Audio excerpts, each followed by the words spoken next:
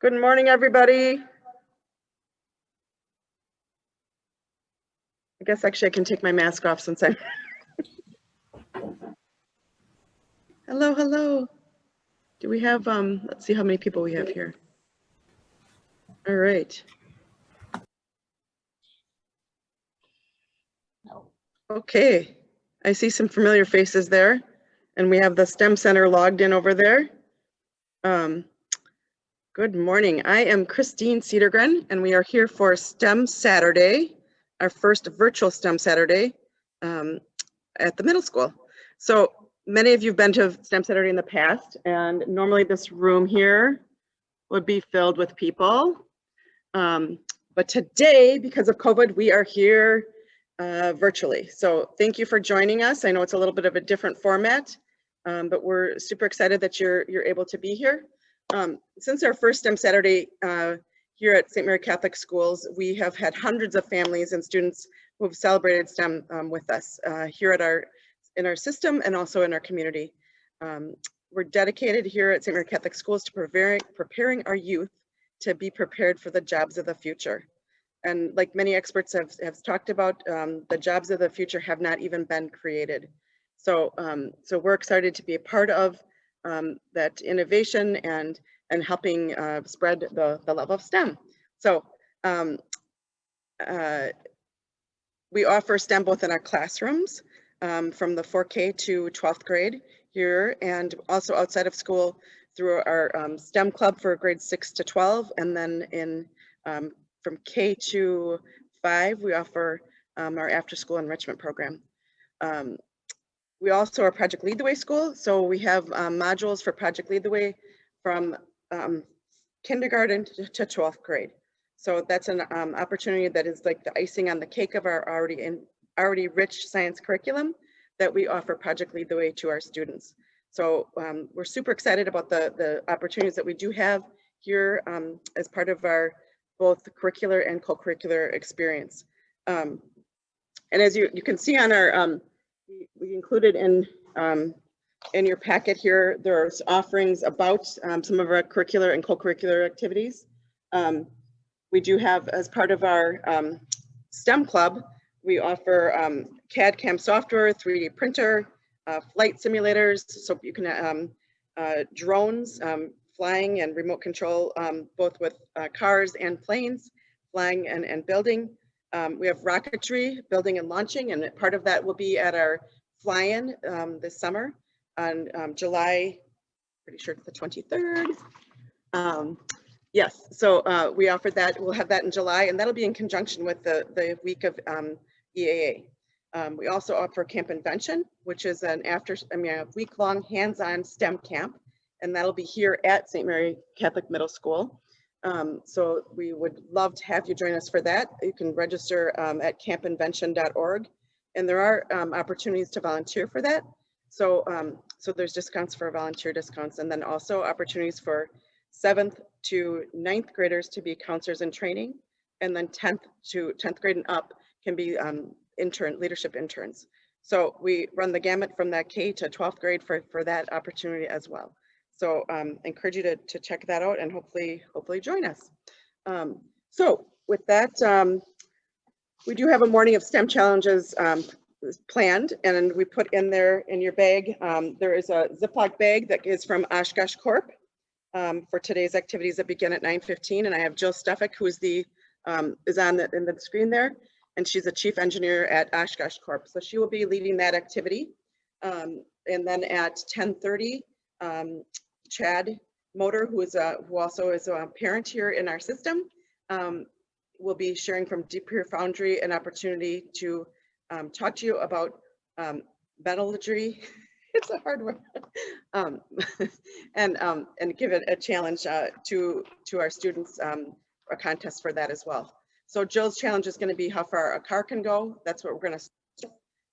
And then at approximately 10:30, Amcor will be coming on, and her challenge will be to design the most durable package. So as you note in your bag, in the brown bag, you have a s'more. Don't eat your s'more yet. And you may or may not be able to eat your s'more after we're done. because the challenge that you have been faced with is to produce the most durable packaging. So you'll notice in there that you have supplies to do that.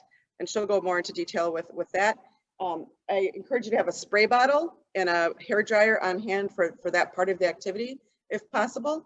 And then you'll be able to test your design. So with that, we're going to go ahead and get started with Mrs. Stefik.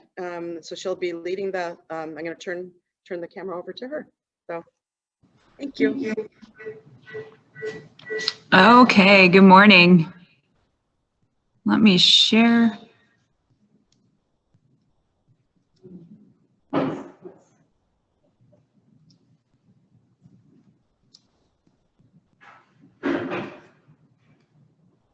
Are you guys seeing my screen by chance? No?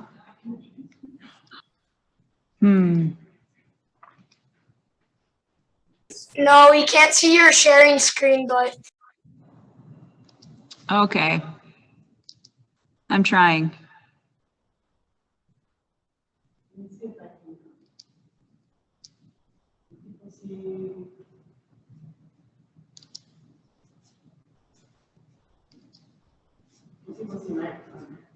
There we go. So are they able to see, were you able to see my screen? Yeah, we saw yours. Okay. Should have tested this out. So sorry about that. So my PowerPoint will be too big to share, email. Can you see that now? Yep. Yep. Okay. Let's see here.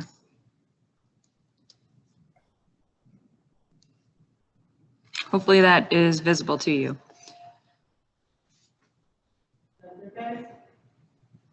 Looks good. Annie, can you see that? Yeah, I can. Okay, great. Well, good morning, everyone. Like mentioned, my name's Jill Stefik. I'm an engineer at Oshkosh Corporation, and my colleague Annie is on the line as well. I'm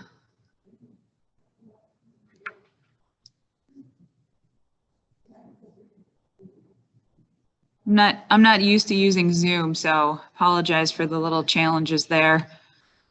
We're going to do a brief overview of Oshkosh as a company and some of the cool things that we do within engineering if you're not familiar with us.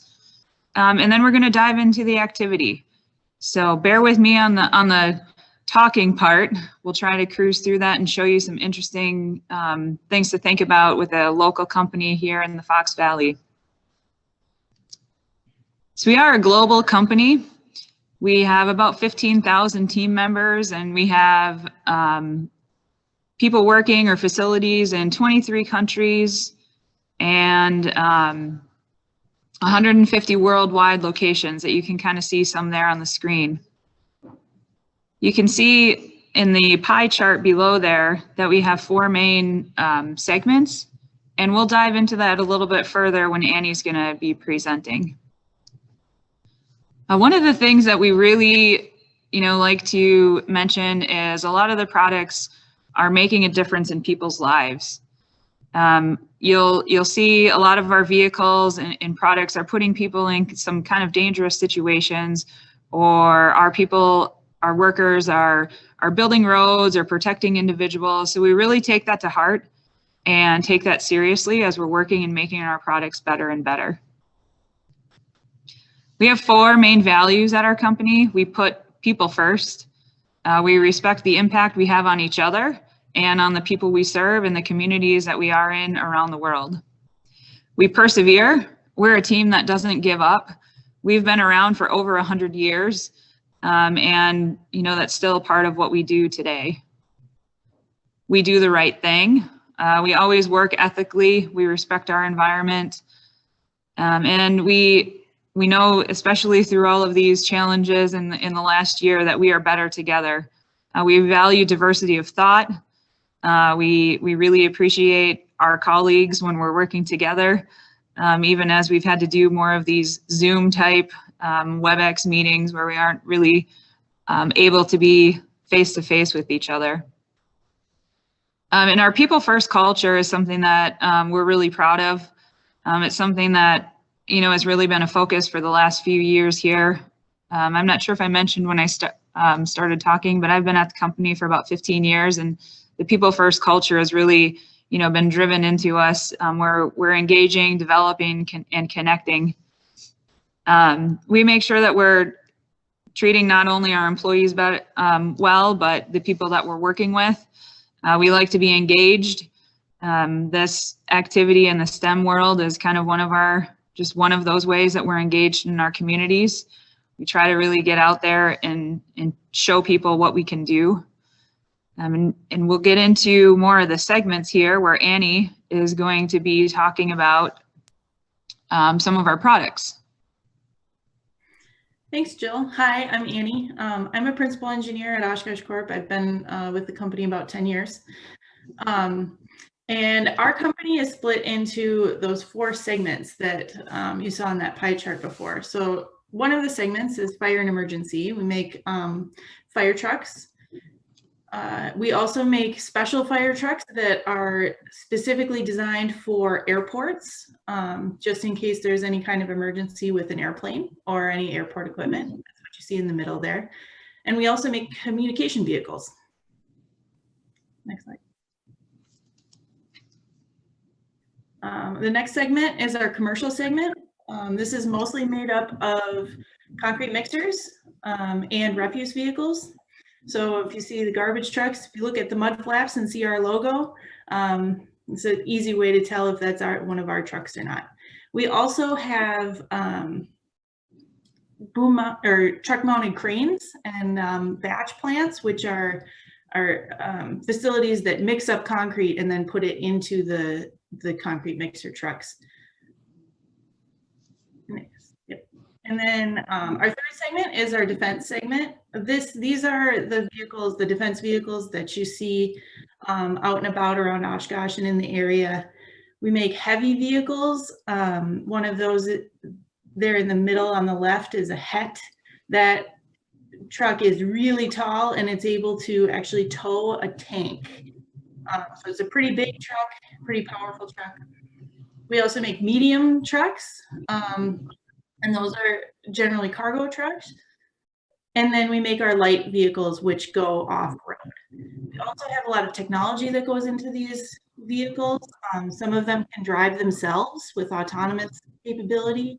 We have a lot of communication systems that go on the trucks, and the suspension systems that allow them to drive off of the road over big humps and boulders. And then also in that category, we make snow equipment. A lot of that is to remove snow from, again, from airport runways. And our fourth segment is our access equipment segment. These machines you probably see all over the place and maybe don't even recognize them. This is a JLG, so the orange and tan. Boom lifts, scissor lifts, vertical lifts. These are things that help people work at height. We also have telehandlers, which bring equipment up high. And then we have Annie, your sound is kind of cutting in and out. oh, I don't know if it's for me or not. sorry. I don't know what to do about that. That I can hear you better now. Okay.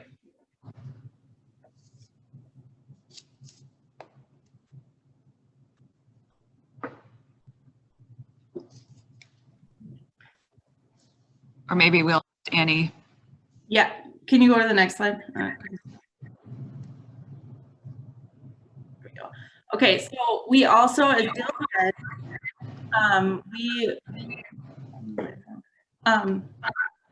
we do a lot with innovation. So we have filed over 850 patents to protect our innovation. And we employ 1,350 global product developers.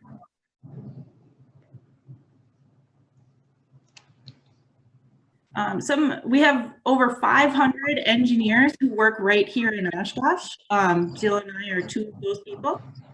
We have a lot of different kinds of engineering. So you can see them all listed here, but design engineering, electrical engineering, software engineering, if you like writing code, materials engineering, a lot of analysis, FEA, manufacturing, modeling, simulation.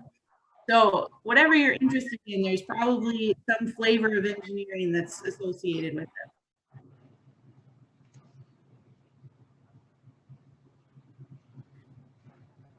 So some of the things that our innovation has led to, that sitting truck on the left is the JLTV. That has a really capable off-road suspension system that we went through a lot of work, design iterations, a lot of prototypes, and over about 10 years it took to develop that truck. Has one of the best off-road ride quality systems so that they can drive over big bumps really fast, and the people inside don't get bounced around too much. So that's a really big deal for our military customers. On the right, you see the spinning fire truck. This is our Ascendant Ladder. That ladder has been designed and optimized. We took a lot of weight out of the ladder, and so it's able to reach up over 100 feet, and only have one set of tires on the back of the truck. That's a really big deal for our firefighters. It lets them get into a lot more cramped areas without having to have 2 axles on the back of the truck. So that was a big innovation for us as well.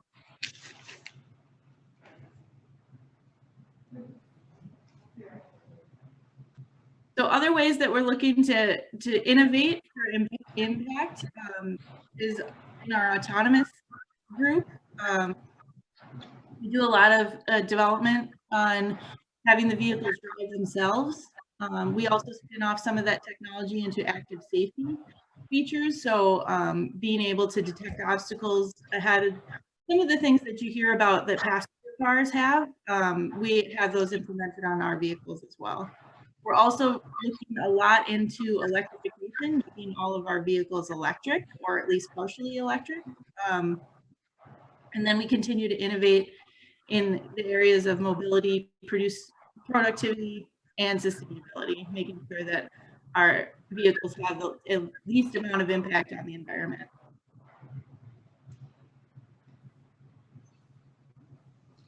We produce a lot of our own products here in Oshkosh and all over the globe. So we have a lot of people who work on improving our manufacturing to improve our quality and make it simpler and use all the latest technology. And we're also committed to our community. So we have several programs that allow our employees to choose how we get to donate money and time throughout our community and all of the communities that we serve. So we've contributed $1.9 million and over 12,000 hours.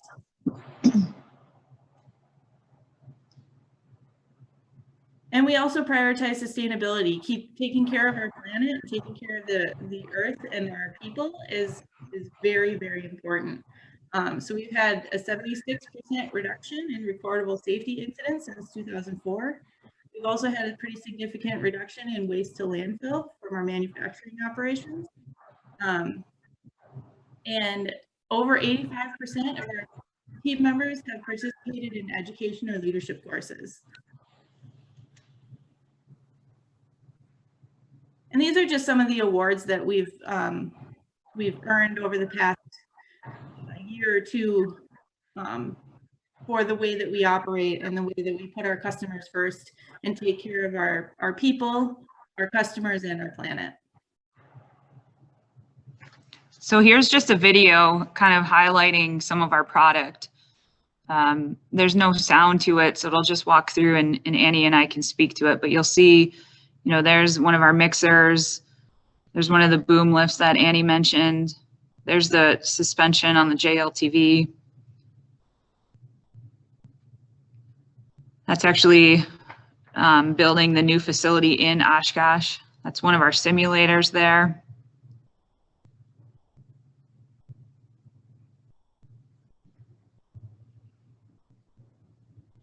Just one of the volunteer activities that the company participates in.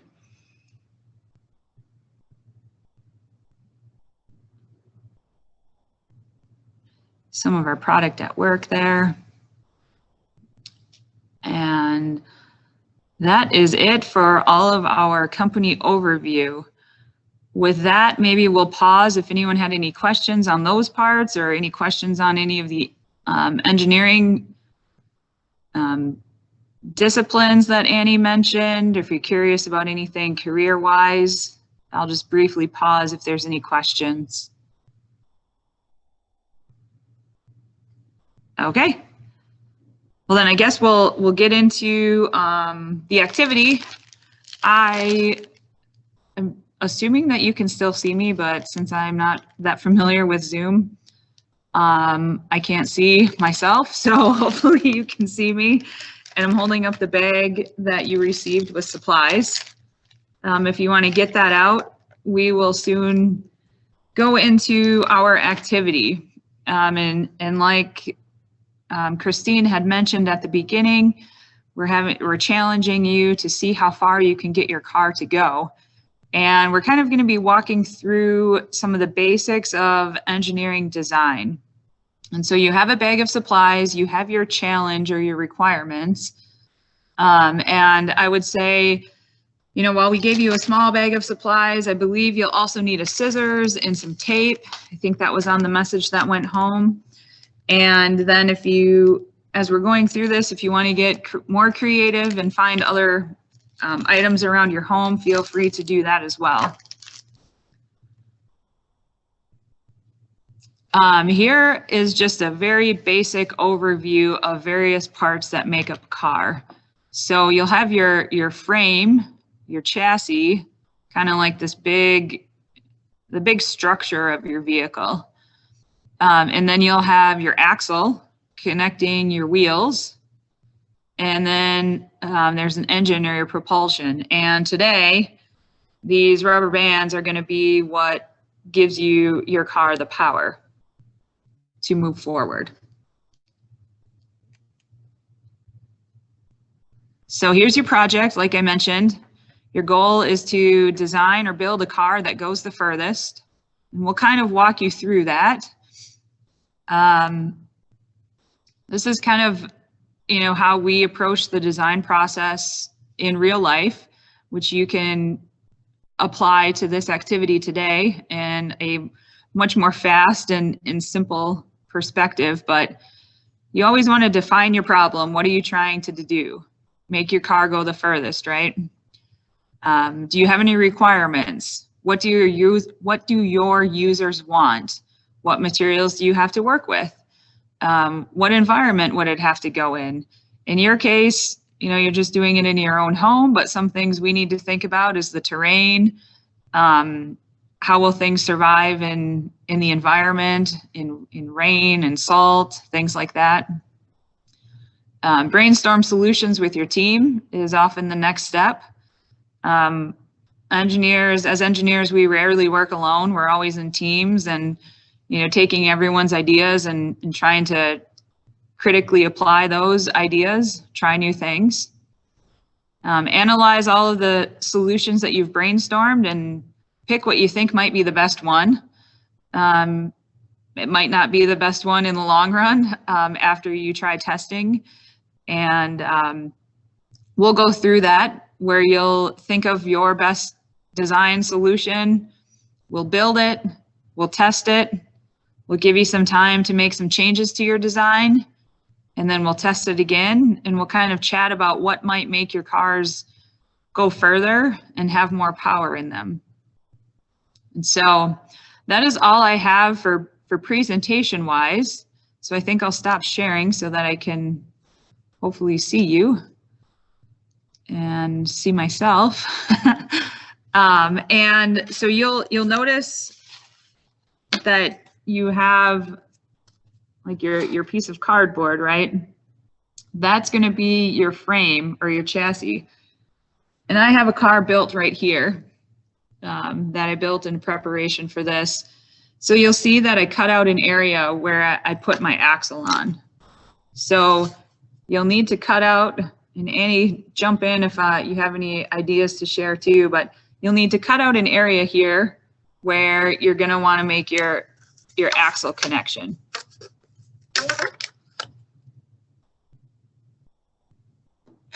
Yep, you want to cut out an area so that you've got space to put your propulsion in. In a car, that's usually an engine or an electric motor with a battery. In this case, that's going to be your rubber band, right? So It'll be connected. Cutting that out is to help you get your rubber band on there. You also want to make sure that your axle is able to spin, right? Because your wheels are going to need to spin and your axle is going to need to spin. So you don't want to glue tape your axle directly to your chassis. You need to have So I think we'll try to watch and see how you guys are progressing. I don't want to give you all the answers, but we can kind of walk through it. You have a long dowel like this, and you're going to need to cut that. So ask your parents to help you if you need help. But you'll see on this built one, I have part of the dowel down here and part of the dowel up here. So you'll want to cut that so you'll have, you know, maybe a piece this long. You'll at least want it to span the length of your chassis so that your tires can go on there. So I'll kind of watch and see how people are going with that. And feel free to unmute and ask any questions if you're struggling. Annie and I can help you walk through that.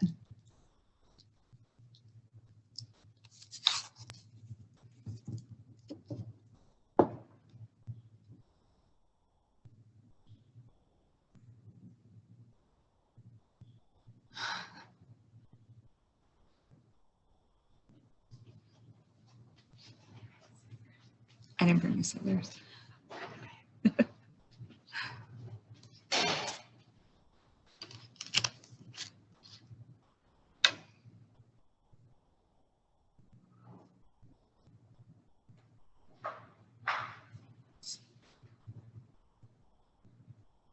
Are people doing okay with that one?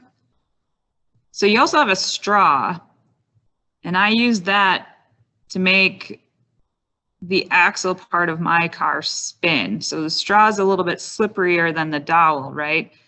So what I did, and you can make this longer or shorter, you can put it on there however you want, however you think your car might function the best. What I did is kind of cut two little pieces of the straw there so I could tape on that and still let my axle turn. And I only had packaging tape, and that didn't work the best. So if you have masking tape, that works a little bit better. But any kind of tape will do.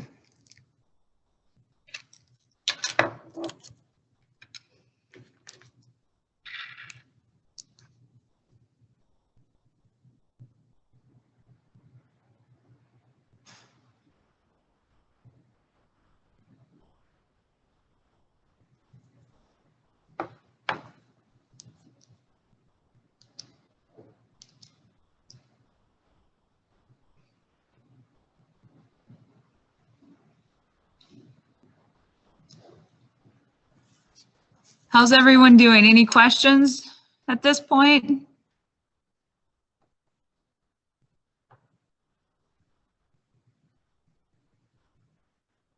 Still working?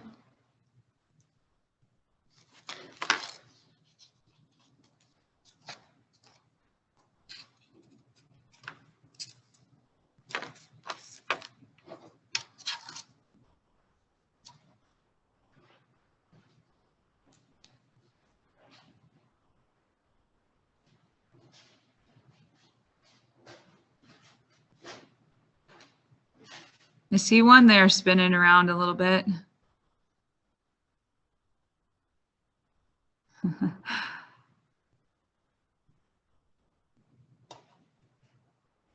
So then these will serve as your wheels. And Mr. Mike made us some fancy decorations for your wheels. They probably really don't have any impact on the performance, but you got to have your decals on there, right?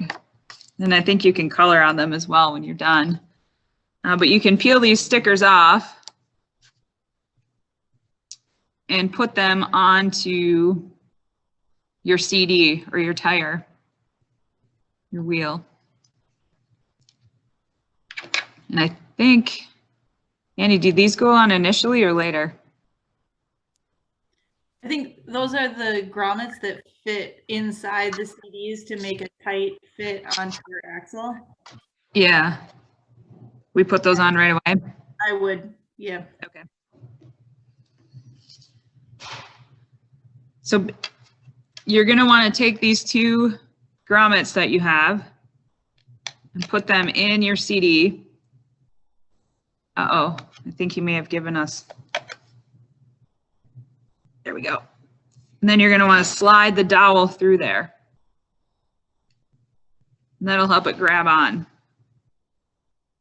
Yep, you probably want to do that just on one, put the wheel on the dowel on one side and then feed it through your straws. Yep. Then the other wheel on.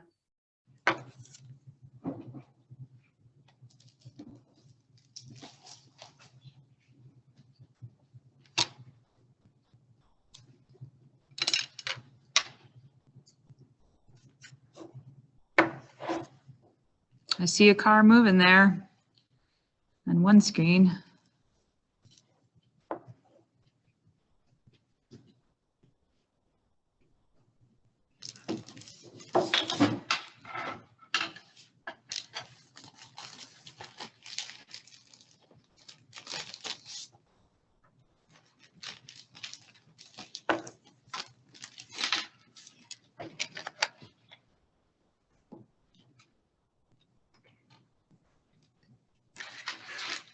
First step is to cut this out. What's that? Yep. You're gonna use it to wrap your rubber band around. Okay, so about 2 inches or? Yeah.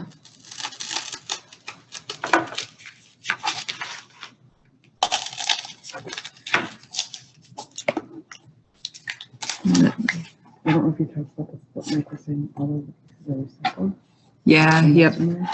Yeah. One thing to note that a lot of the pieces that you're using are recycled. So your cardboard might have some salt or dirt on it. And you'll notice the CDs are, some old, this one's a transportation standards disc. So you have a lot of recycled components within the package. No, you're going to want this one shorter. You want it to go the whole length. Yeah, yep, you'll want enough to have your axles to spin. Okay. So then those of you who might be all the way there, then you're going to take, whoop, got dowels flying around in here. That's right. You're going to use your rubber band and you're going to spin that back around and think about how you're spinning that, because then when you let it go, it's going to propel your car forward.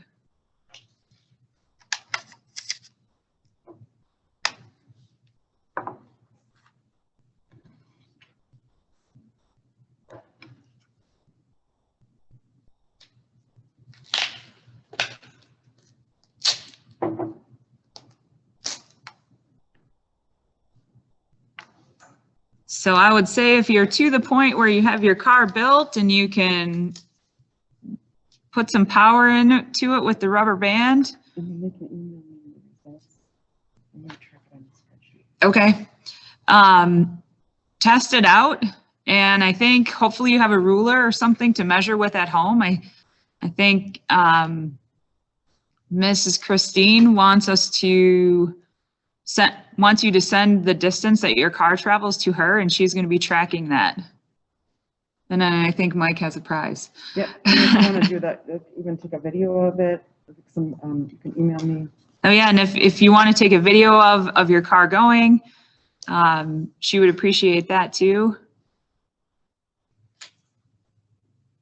Has anyone gotten theirs moving yet?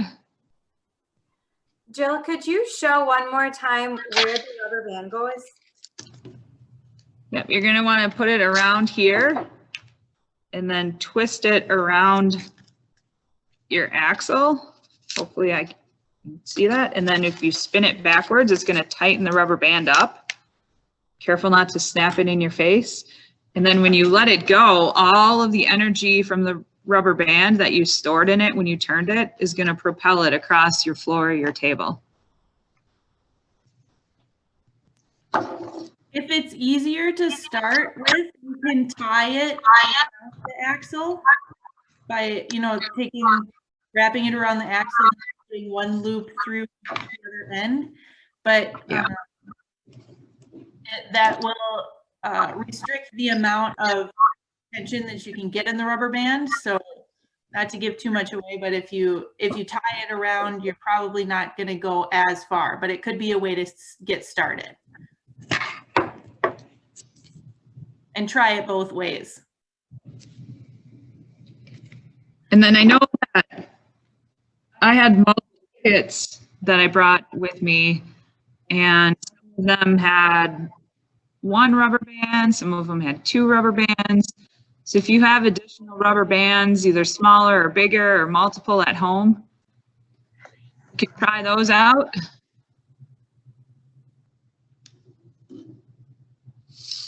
Does anyone running that they want to show us? This will probably work better if you have like a smooth floor. So wood floor or tile floor or linoleum. It's probably not going to work too well on carpet or a rug. So if you've got a clear flat space and kind of a harder surface, that's going to work better for you too. You guys. You're in mute, yeah. There you go. My email address is on the STEM Saturday webpage. If you scroll down, that's where you can email me the results. So we'll keep track of the results there. So if you want to email any videos or the distance that you measure to that email address, that would be awesome. Thank you. So we kind of walked you through the basic way to build it. And now in our normal day-to-day engineering process, we'll test it, which I think some of you have done, and then we'll work to make changes or improvements to our product and test it again.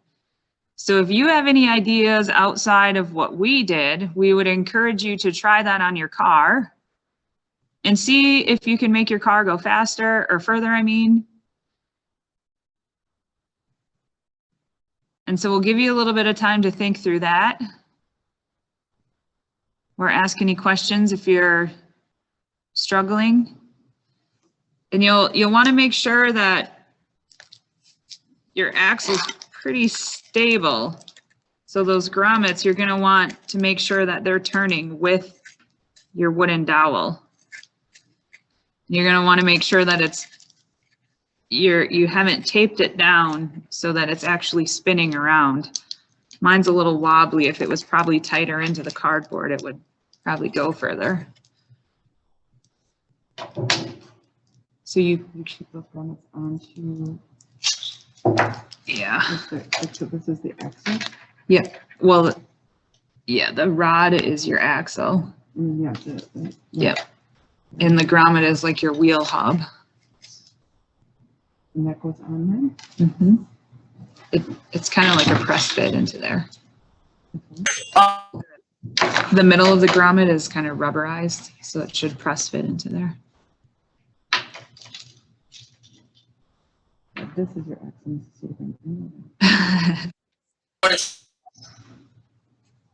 This wooden dowel would be your axle, like you saw on the screen when I had the PowerPoint up. So yeah, so your axle won't spin if you tape it down.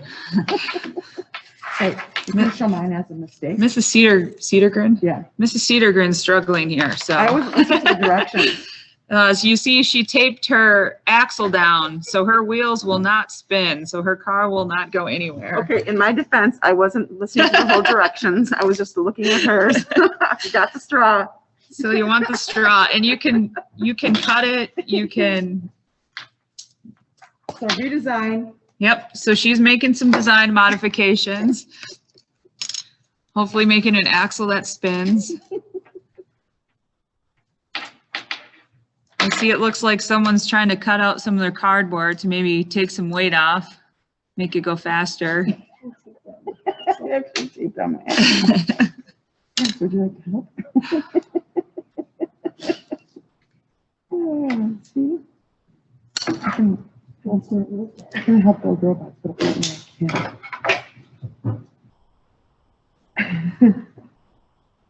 Okay, so then we take this way. And so like Annie mentioned, it will work better if you're on a smooth surface. So I'm guessing that most of you may have been exposed to the concept of friction. And if you try your car on different surfaces, you know, maybe one will have a little bit more friction, maybe one will have a little bit less. Maybe you can find something to put on your CD tire that would make it more smooth to go across the surface. Just some different ideas to think through when you're trying to make your car go the furthest.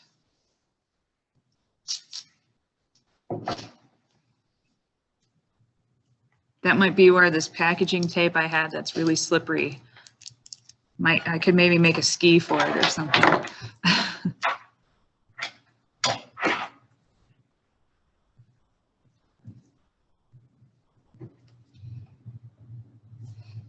Yeah, so I hear some chatter here in the room by me where their axle might be a little crooked. And that will have an impact on your car. I'm just trying to give you all different ideas of what might go wrong. So it might, you know, go astray off to one side or wobble a little, and it might. Oh, look at this one in the top. Blake, I think maybe is you or your parent. Your car looks like it will go pretty fast and far. Did it go? Yeah.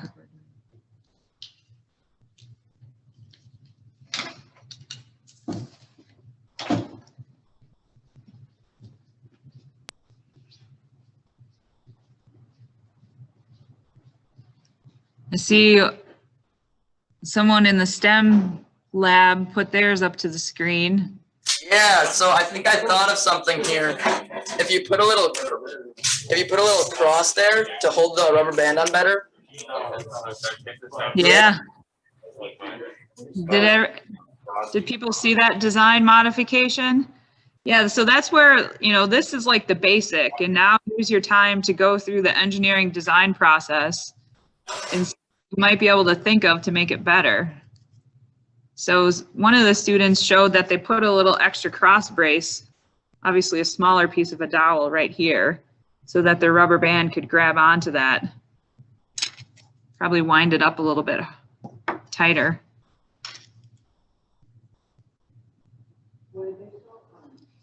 Can you in the STEM lab, can you show that again, please?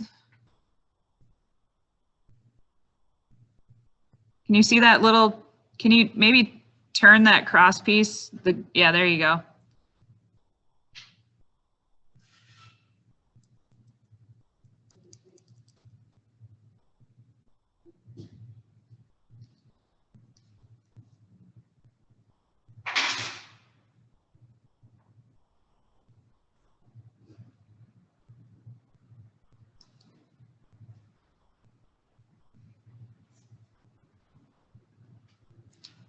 Did anyone else make any modifications they want to share, or are you keeping those top secret?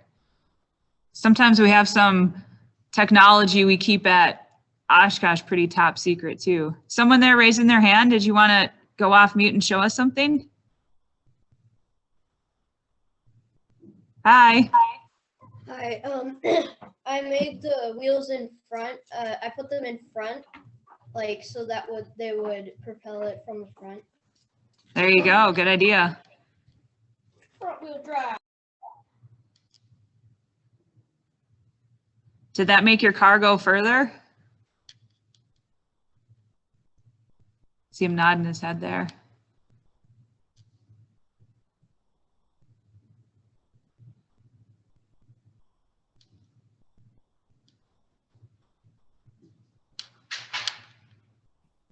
Does anybody have any distance measurements they can share? We have a distance to beat. What was yours, Blake? Can you go off mute and tell us? 15. 15 millimeters? 10 feet. 10 feet. 10 feet. 10 feet. Wow. Good job. Was that your first try? Mm-hmm.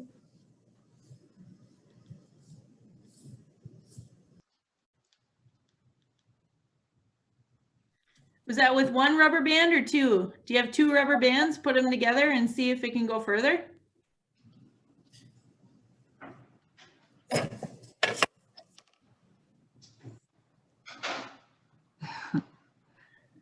Oh, there's this trick. Two of them tied together.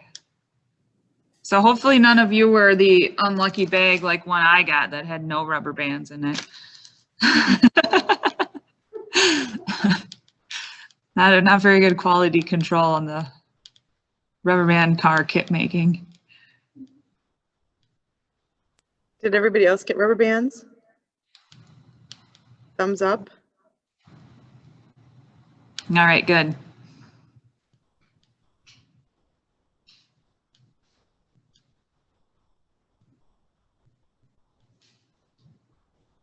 Does anyone have any other ideas they want to share or distances they want to share?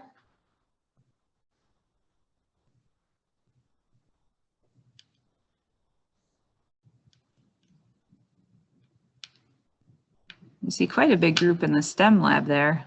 That looks like a pretty neat room.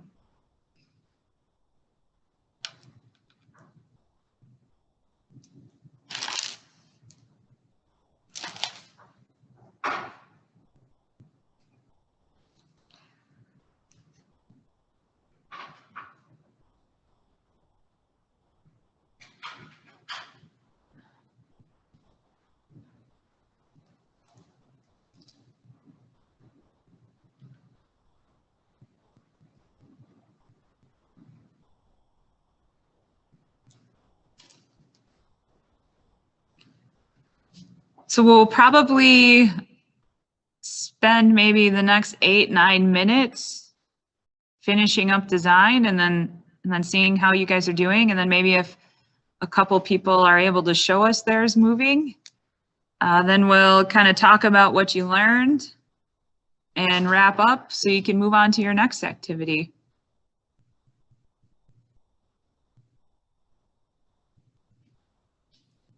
Is anybody having trouble getting theirs together to do a first run?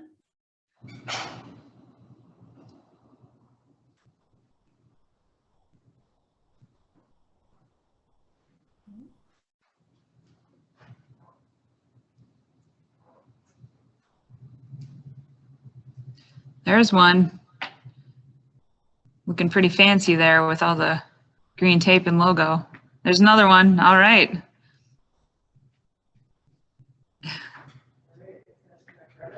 All right, I have a distance here of 16 feet.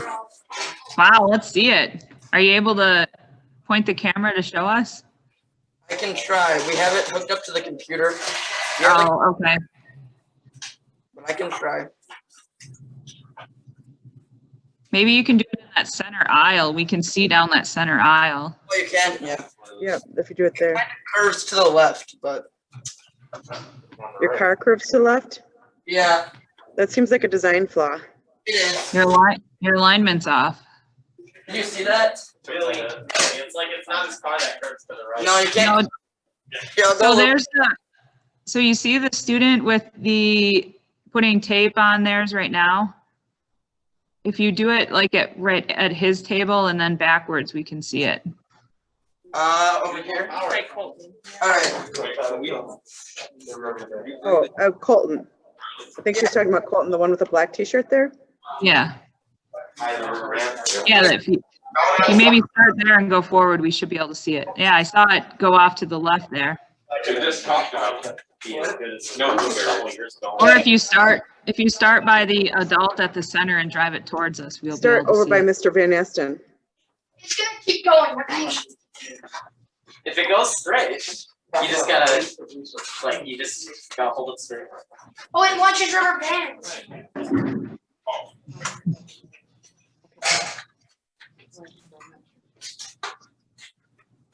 You want this piece of steel?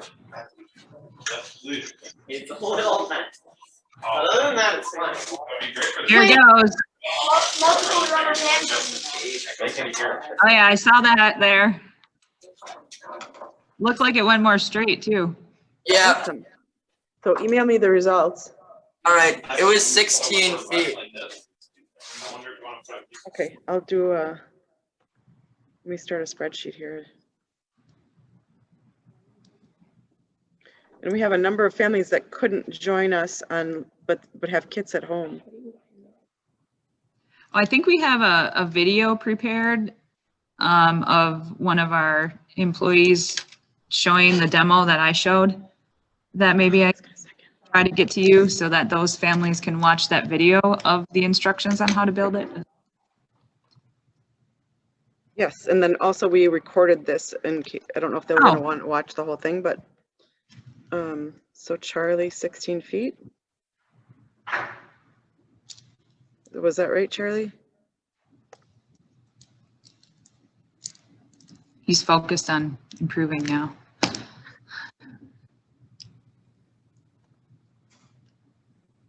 Okay, and Greta, Risa, do you guys have, did you do a test run yet?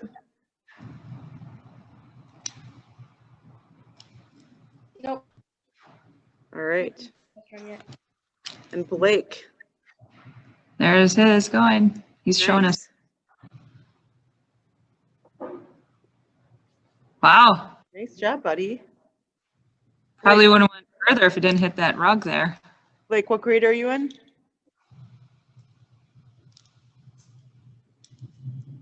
First grade? First grade? Good job, buddy.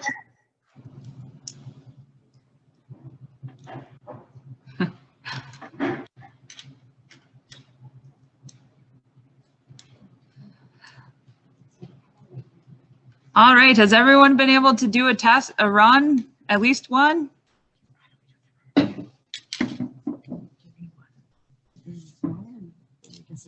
That's part of the design, but you'll use this to kind of pull it back and then turn it around here to wind it up. Okay. So Oh, yeah, I see it. Okay. Yep. Thank you. I think the bigger one, more tension, you have to decide. I don't know. You have to practice both of them.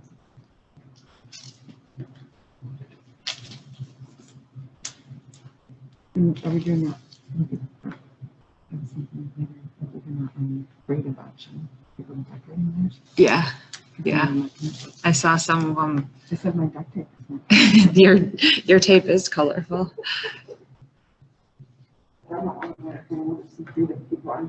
Oh, sure. And yeah, maybe we can have two, and maybe even depending on the age groups. Oh, yeah. We can get more. Yeah, let's do that. Yeah. Maybe like under 6th grade and under, and then. Because I don't know how many Mike had planned, but we can always get more. Yeah. Should we do 6th and up? Grade school. Yeah, elementary. I don't think we have that 2 middle school people, so I think that was just 6 to 12. And then 6 and How about under. just 7 to 12? Because, well, no, let's do 6 to 12, because those kids are in the athletics. Oh, okay. Okay. So we just had a discussion here where we're gonna create another award category for if you want to do some industrial design. We have some industrial designers at work who basically make the product look better. So we'll do another awards category for those of you who want to put some extra pizzazz and make your car look fancier.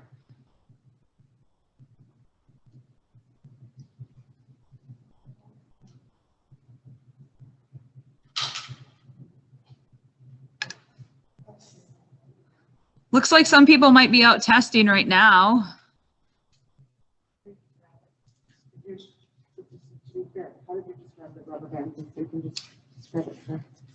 I just said to Henry. Well, Annie was saying how if you're struggling to wrap it around, you can tie it on, but then you'll probably lose some of the power. Yep. But you normally can just twist it on. And then you just release it And and it then- launches it. Yep. And then this is- Yep. But you have to think about which way you're turning it and which way your car is going to go, right? Right, so that way Because if you twist it a certain way, then all the energy is going to push it either forwards or backwards, right? You have to play around with it and figure out which way. Because you want your dowel, the front end, that's your front. Well, that's what one of the students said The that front could be either side. that he put his tires in the front and found Yeah, that that worked sounds- better. Oh, yeah. So- Right, so it doesn't really. Yep. This is the design process to figure Yep. out which way. Okay, so we'll just play with it. So what I showed you is just kind of the basics of getting a moving car. Yep. And then where, there's, obviously in the real world, there's engineers who come up with really creative, clever ideas, and then you can, make that into a product. Yeah, so we were talking about there's different ways that you can launch. The front could be either side. Yep. And I don't remember which student had showed that. I think it was one in the Hugo Gus. They gave those. Yeah, It was Greta or Risa? no, this little guy, yeah. Is that Gus or Hugo? Which one is that? Is that? That's Gus. That's Gus. No, that's Hugo. Oh, Hugo. Hugo, you had your wheels in the front? Yeah. You found that worked better? Which, So- Charlie, did you have your wheels in the I front? don't know if it works better yet. Yeah, that's You all don't know if it works? It worked better with them in the front for sure. So we have about 15 minutes left. And so maybe we can do one last test and then come back together as a group and we can kind of talk through some of those things that you guys discovered.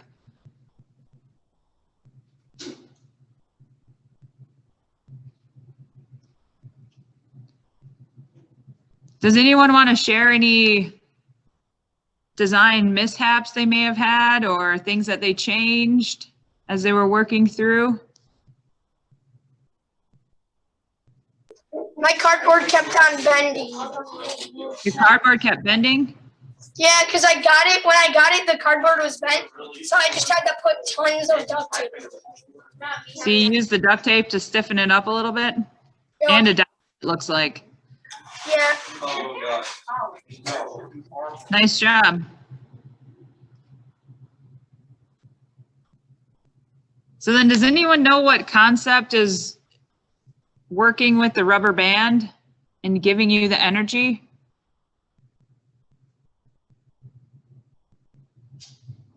Have you guys learned about potential energy and kinetic energy?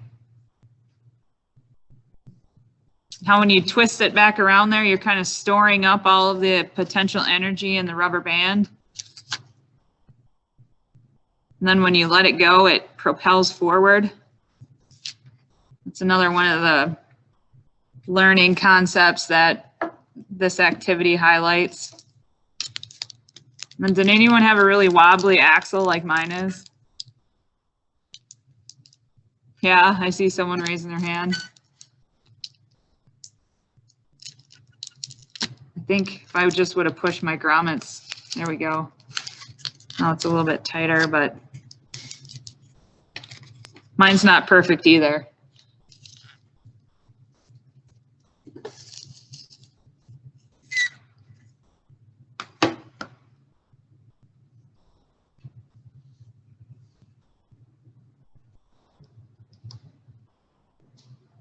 And then I saw some of you putting tape or other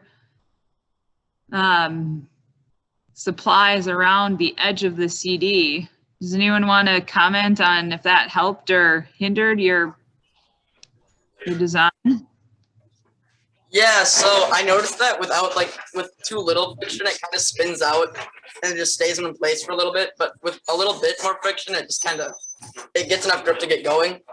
So yeah.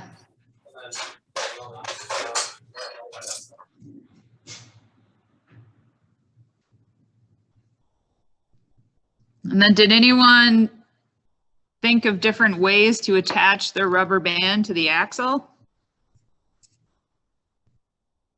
Some of you tie it on versus some of you spin it on. Did you notice any differences with that?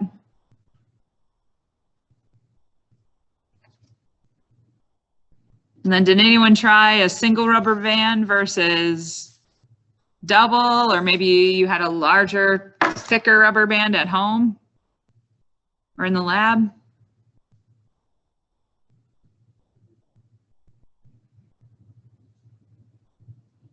Guessing if you can come up with a thicker, bigger rubber band, you'll be able to store more energy in it and it'll go further.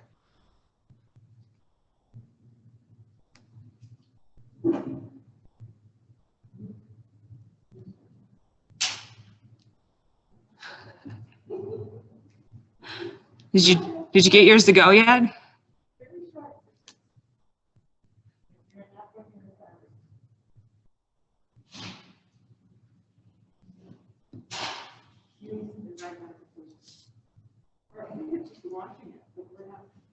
You're not actually storing, it's not spinning out.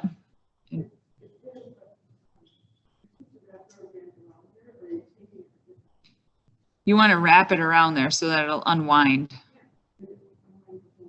Yeah, it should. So maybe the big one is a little too big. Oh, I have two over here if you want them.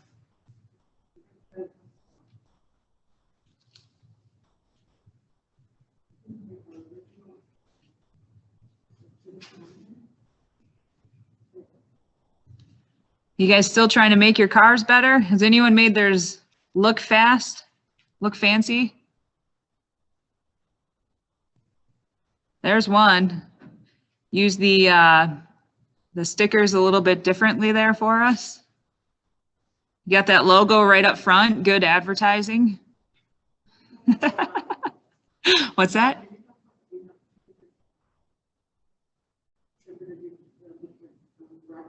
Yeah, yep. Yeah, and we're also going to make two different distance awards. We're going to split it up by ages.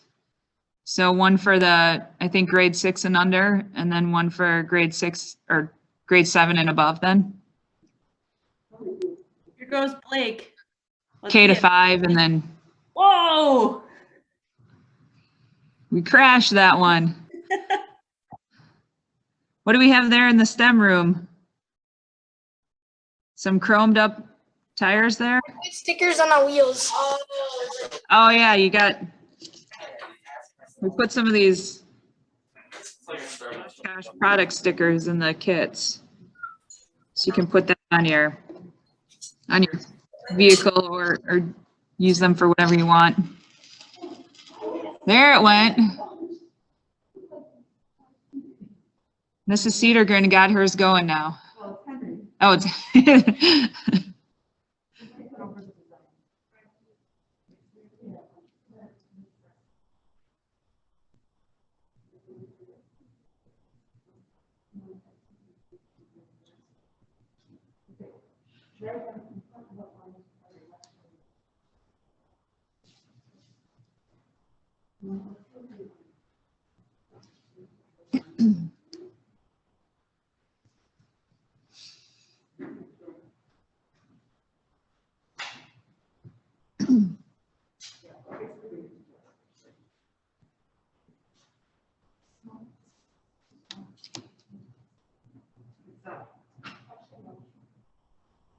they're doing another test in here in the room by me.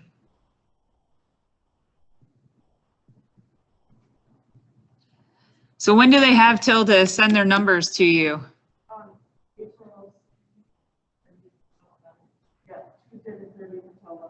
All right, so you have till Tuesday the 30th at 11 p.m. to keep working on your design. Looks like a rainy day out there, so.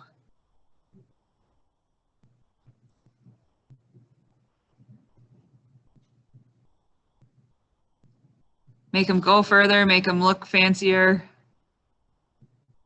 And if you could send any of your pictures of your cars in, we'd appreciate those too.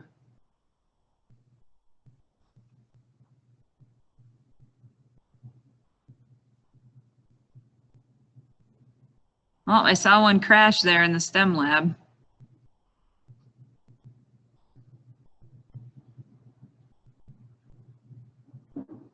Any other things you guys learned as you were going through this? It's kind of how we do things, you know, in real engineering design. We have ideas, we brainstorm. Blake, I saw your message that you need the email, so I'll get that to you. We go and test, we go back and make some design changes, we test again. We actually do a lot of simulation before we test too, because building and testing is a lot more expensive than simulating oftentimes.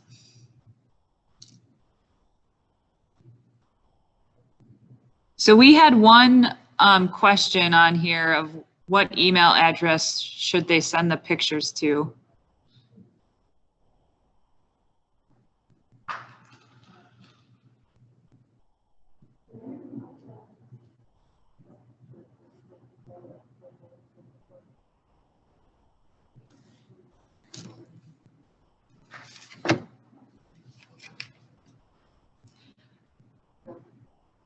So hopefully you enjoyed the activity as well. If you have any feedback for us on it, we often go out into the communities and do activities like this. If there's things that you think we could have done different or better, we'd appreciate that feedback too.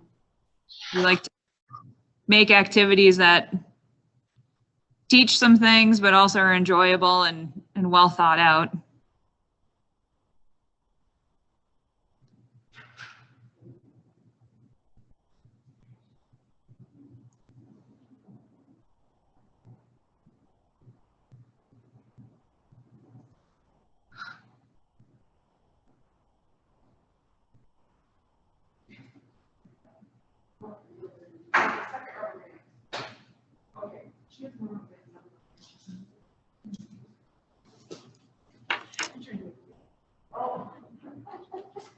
Is it your email address? Yes.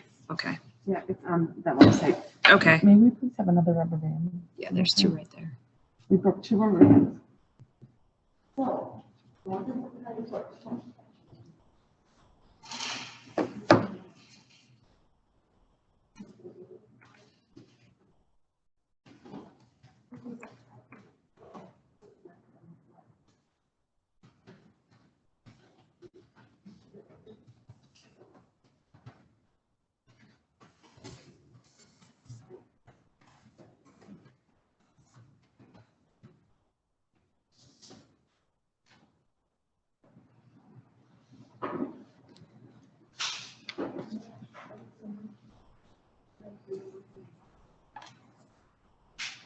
So is 16 still the number to beat? 16 feet? That looks like for the older kids. I got an 18 and a half over here later on. I think I emailed my mom. I got a stronger rubber band. 18 and a half. I have short ones. Wants this thing backwards.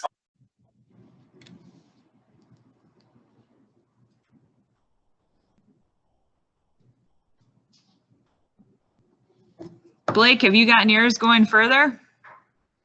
Are we still at 10? Still at 10?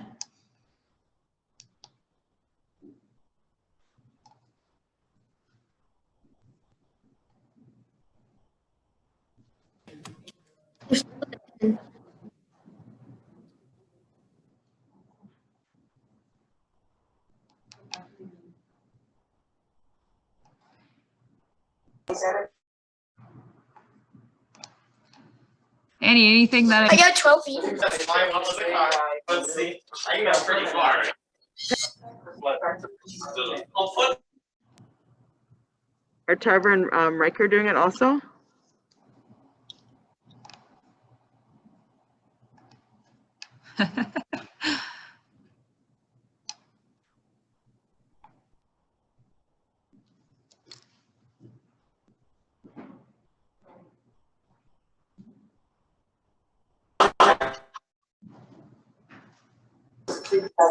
What batteries?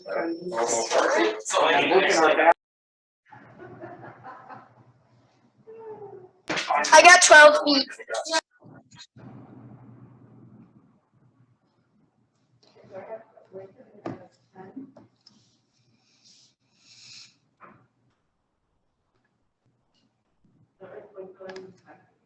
Yeah, I think Blake said he's still at 10.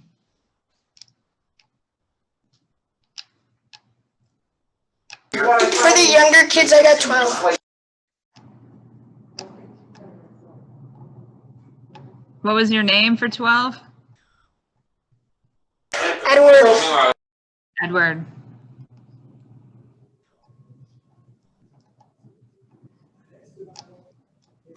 Blake, did you have a new number? Yeah, we got 13. 13, way to go.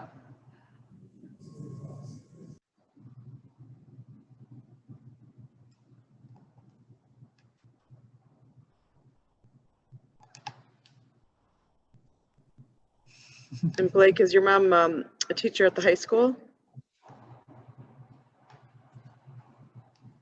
Looks like he's out testing.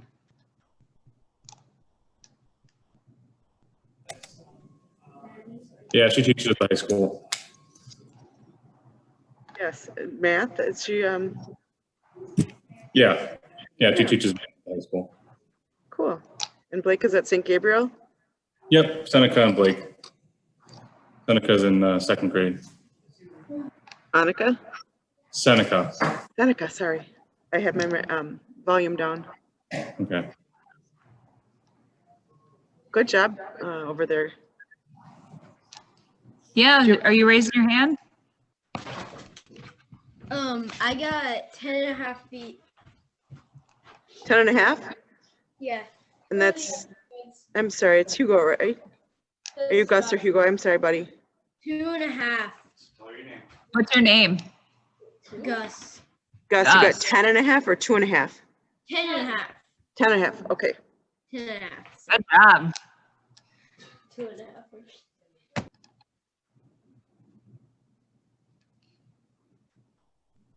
Looks like we had a lot of solid cars built.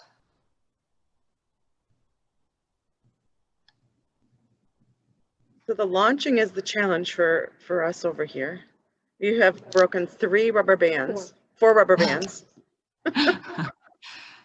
So do the engineers have any tips for us with that? You're going for the big money, twisting it really tight then, it sounds like. Oh, so maybe the tension is too, No, if we do it anything under that, it just goes like 5 feet. if the tension is not tight, we're not getting the distance. I think some of the other cars, they've souped up their tires. So Oh. not gripping. Put, duct tape on their tires. Like on the edges of their tires. Colton. Someone was saying that when they launched it without something on the wheels or on the tires, it spun out a little bit and then went forward. And then when they added some little bit of friction to the wheels, then it propelled forward better. So you'll have to try some of those design changes. You want to be able to have the wheel grip the road. Okay, that helps. We'll try that. And you'll also want to make sure your axle isn't wobbly, and I know you had the tape kind of holding that down a little bit, so just make sure that your axle spins fully. And then it's not getting hung up on the cardboard. Oh, or sure. Like even if we make sure we have space, like as if we had spacers. Okay. Yeah, if you look at mine right here, this right here is hitting the cardboard. Yep. So that's going to slow it down also. Okay, Yes, on our robots, yeah, make sure. Okay, we'll try those things. Thanks, everybody. You know what I've never done is tested one of these outside. If it's raining right now, but later this weekend, maybe. If you want to test it out on the sidewalk, see how that works. Maybe not so smooth. Test.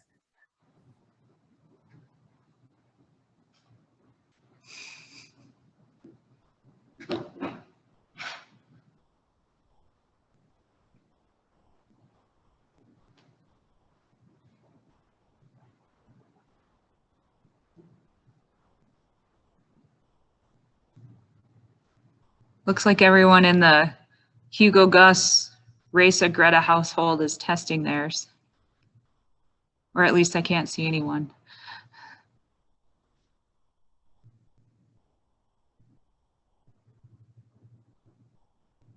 How's it going in the STEM lab? Oh, wow. Did you guys, here, can you hold that up to the screen again? Look at that, they put them together. Wait, How what? Oh, them. That's awesome. Did you get that one to move forward? Hugo?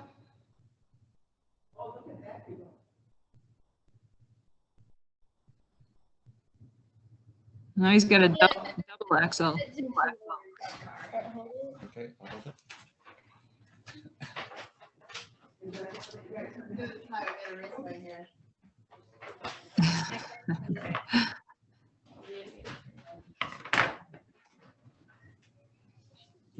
Yeah.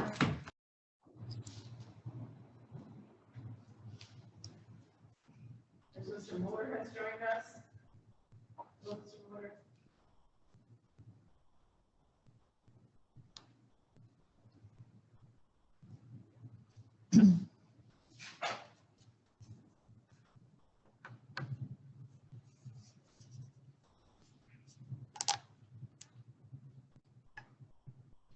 You trying it again?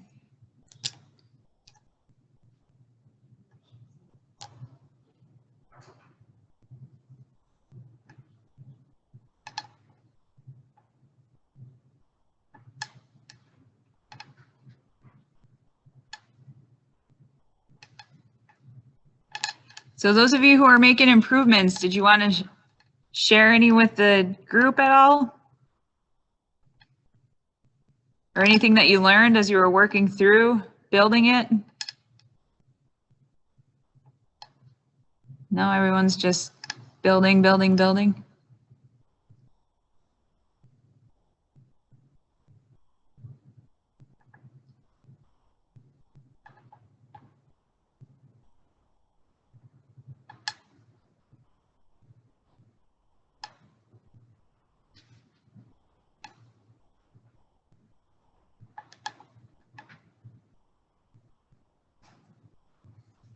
Any other pieces of equipment you wished you would have had?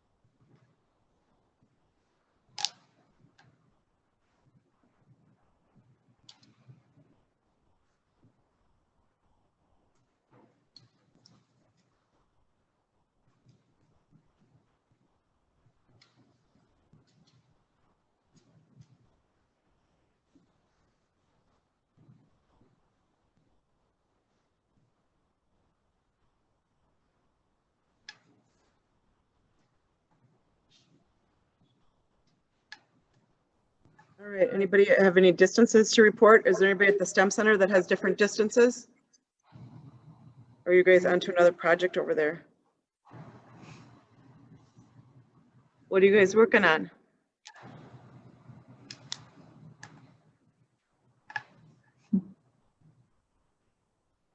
Ignoring us. Hi, Jack. Well, Mom,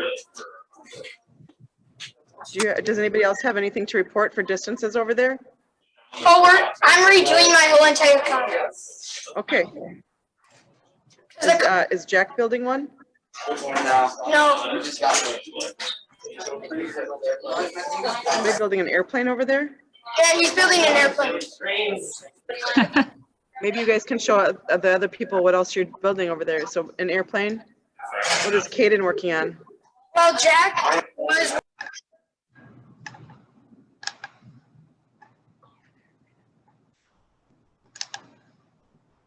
Oh, we lost them.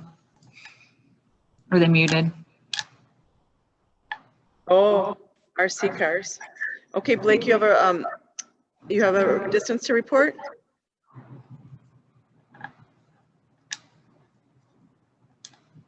Do you have a new one, Blake?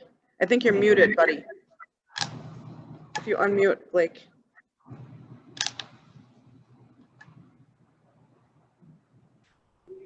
Okay. 16 and a half. 16 Wow. and a half?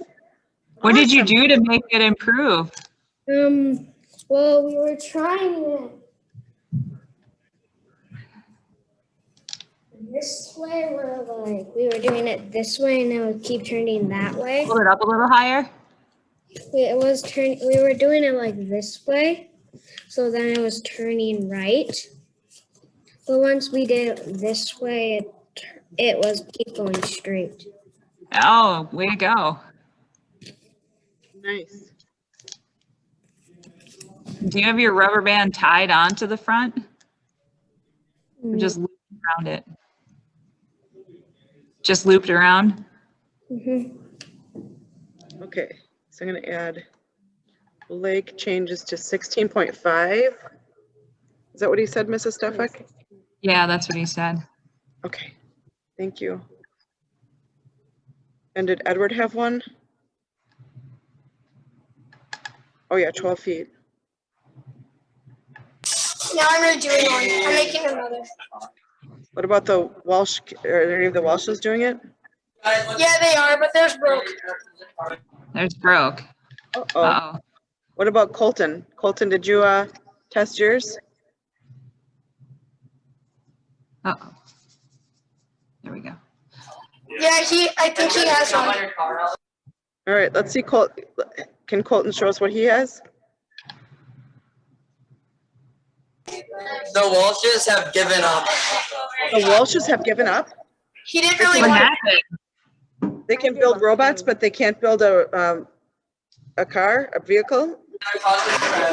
Colton, Out of recycled stuff? Colton doesn't really want to show them it anymore. All right. And Gaethels, do you have anything else you want to, how's yours with the 2 axles working?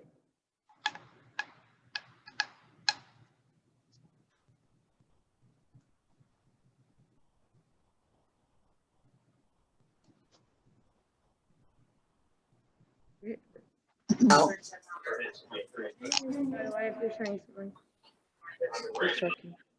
I think if research. There you go. Whoa.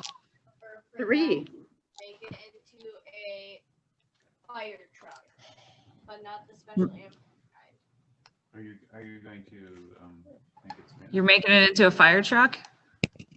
That's what Greta says. How far did you get it to go when it had 2 axles, Risa? Oh, there's Greta. You can just show it.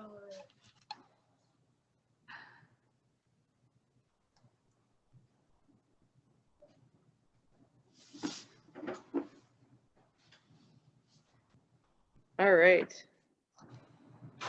Hey, wow. If it wouldn't have crashed, it would have kept going. Nice job. Try it again without the couch there and see if you can measure it. Are you winding it up like that? Oh.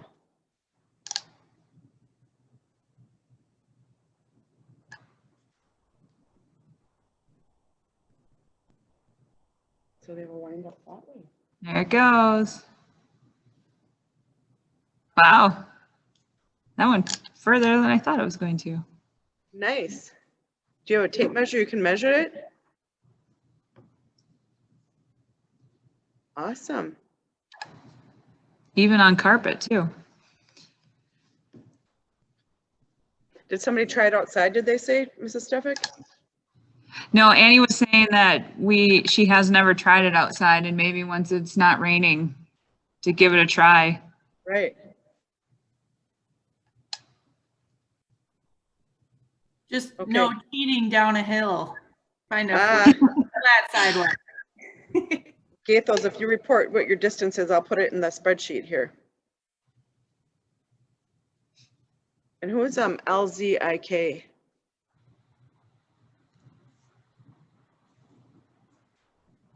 I don't know who that It's Isaac, Mom.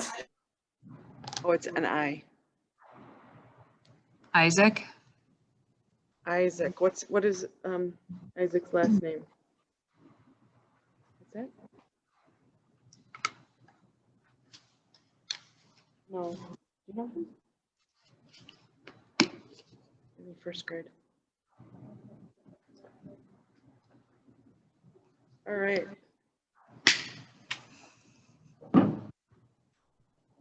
And Mrs. Napitsky, did you make one? I'm choosing them.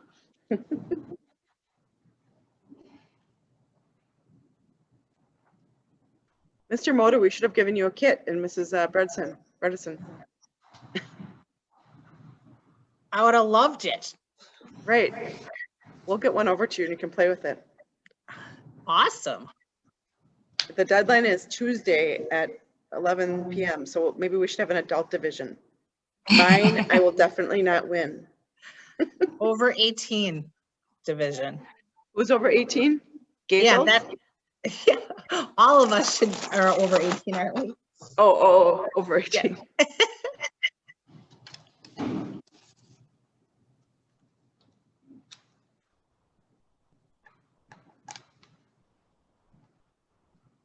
Okay, it looks like Tarver and Paxton and Riker had to leave. They said the double car went 12 feet in the chat 12 window. feet. Okay, so whose name are we going to put it under? I think that was Hugo's idea. Gus. Put it under Gus's name. It's his. Gus. Gus, Gus. 12 feet. Good Nice job, Gus. Teamwork with the family, too. Yes.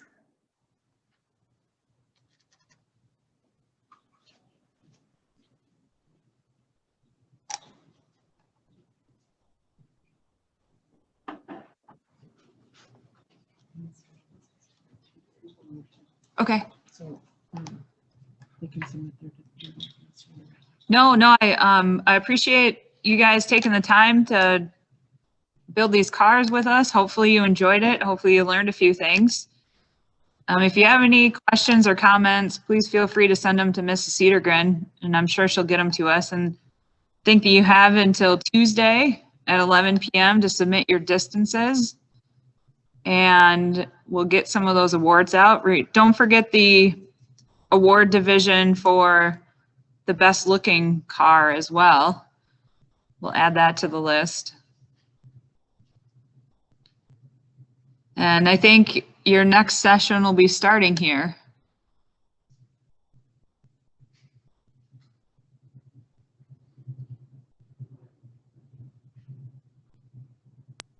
Okay, and for our next session, first of all, thank you so much to our Oshkosh Corp team for being here today, and also to Mike Piatter, who led up the charge of personally creating the kits with his team over there at Oshkosh Corp. And he is still coming back from spring break, so couldn't be with us today, but it was it was great to have Miss Jill and Annie here today. So thank you so much for your time, and we really appreciate it. So thanks for having us. Anybody else have any last minute questions for them? All right. Thank you, ladies. We're going to proceed now with Mr. Motor. Like I said, he is a parent here at St. Mary Catholic Schools. He has a 5th grader and a 8th. How old is your oldest now? 8th? 8th grade. Yep. Yep. So 5th grade and 8th grade. And he is with Pere Foundry. So I will let him go ahead and get started and also introduce his challenge. If any of the kids at the STEM Center want to regroup, there is a different challenge moving on. If anybody wants to come and take part in this this opportunity. And then we still have Gaethels and Blake, and we will be recording it for other people that weren't able to make it today. And Isaac, I'm sorry. So, all right, with that, Mr. Motor, I will let you take over here. Well, good morning, everybody. I'm very happy to do this. It's exciting to get to talk to young individuals interested in STEM. I'm going to go through metal casting today. Last time we were able to have an in-person STEM Saturday. We actually have a kit called Foundry in the Box that we brought out, and everybody was able to make their own castings. We poured metal right in the cafeteria, but unfortunately with the virtual scenario this year, we got to try to do something a little bit more distant. So I'm going to go through metal casting, kind of show you the basics and what it is, and then introduce a challenge to see who can do some research on metal casting. So give me 1 second here. I got to pull up a presentation. Can everybody see my screen?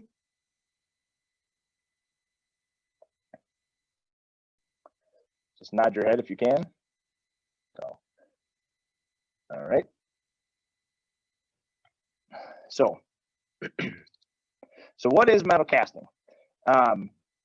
Basically, it's the process of taking scrap and raw materials, melting them, turning them into molten metal, and then we put this molten metal into a mold and allow the metal to solidify into the shape of the mold to produce a casting. Basically, metal casting involves every aspect of STEM, including the art.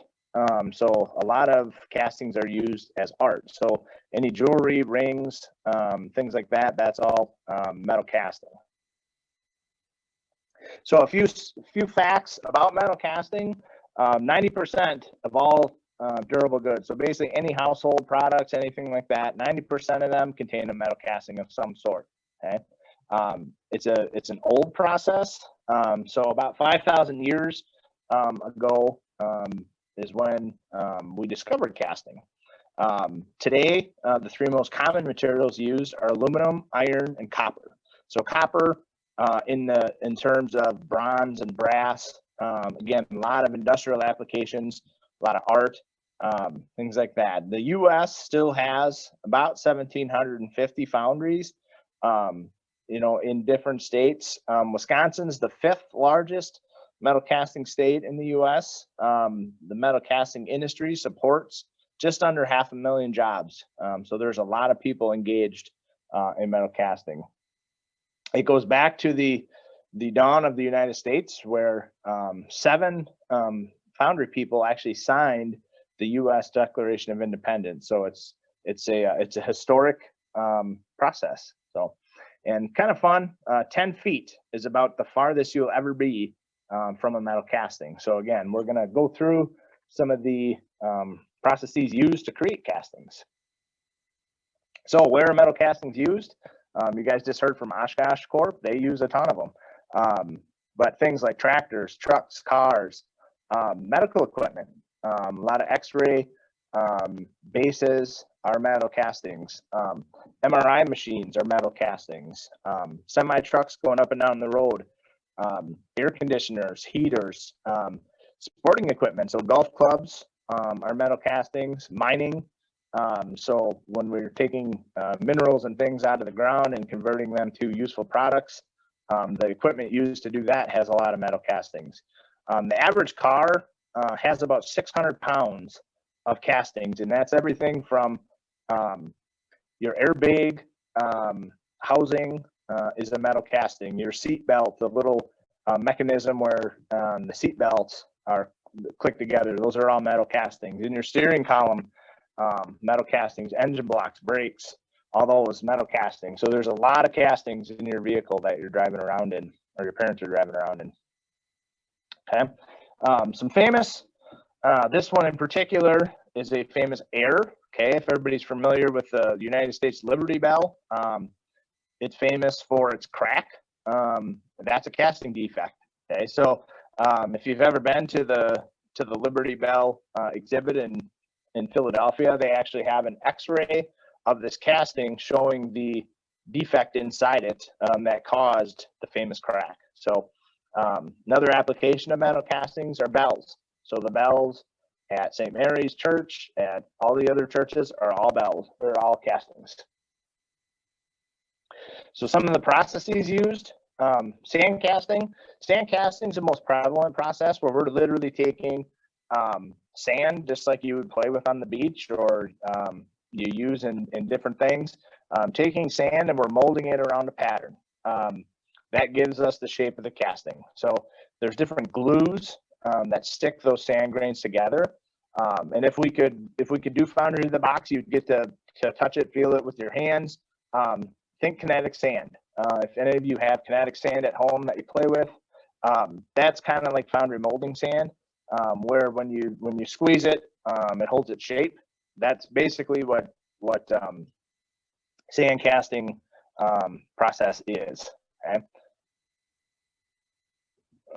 Let's see here. Why is my screen not? Oh, there we go. So here's some examples of real world sand molds. Basically, there's different automation levels. So locally here we have Neenah Foundry. I'm sure you're familiar with that, and I've got some pictures of that. So Neenah Foundry utilizes the sand casting process. So all the manholes and grates and things that are on your street outside in front of your house are all made using sand casting. Permanent mold casting. This is basically where we take a metal mold made of steel or iron, and basically you're using it over and over. So things like pistons in your car, those are all made using the permanent mold process. Okay, so you can see a piston. So here again, there's applications. Your lawnmower, your engine from your lawnmower has pistons, has the block. Those are all made or could be used in permanent mold casting. So there's a lot of household applications. Die casting. Basically, this is like injection molding, where you're taking liquid metal and you're essentially squirting it into a metal mold. If you drive through Fond du Lac, Wisconsin, and you see Mercury Marine, they've got a very large die casting operation right there in Fond du Lac, where they're making a lot of their engine components via the die casting process. So there's a lot of this process is used with a lot of high-tech alloys. So the zincs, the magnesiums, some of those that you couldn't utilize sand casting for, die castings really where those are used. And there's a lot of die castings in your car. So when you're driving down the road, you can think, again, steering column, your airbag, housing, all that, those are all die castings. Investment castings. So this process, basically you're making a wax model of the part you want to make, and you're building a ceramic or like a sand coating on it.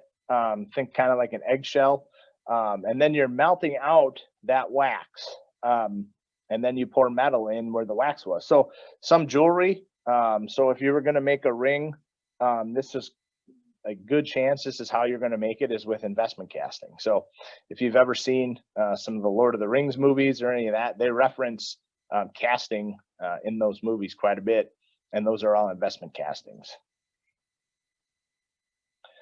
Lost foam casting.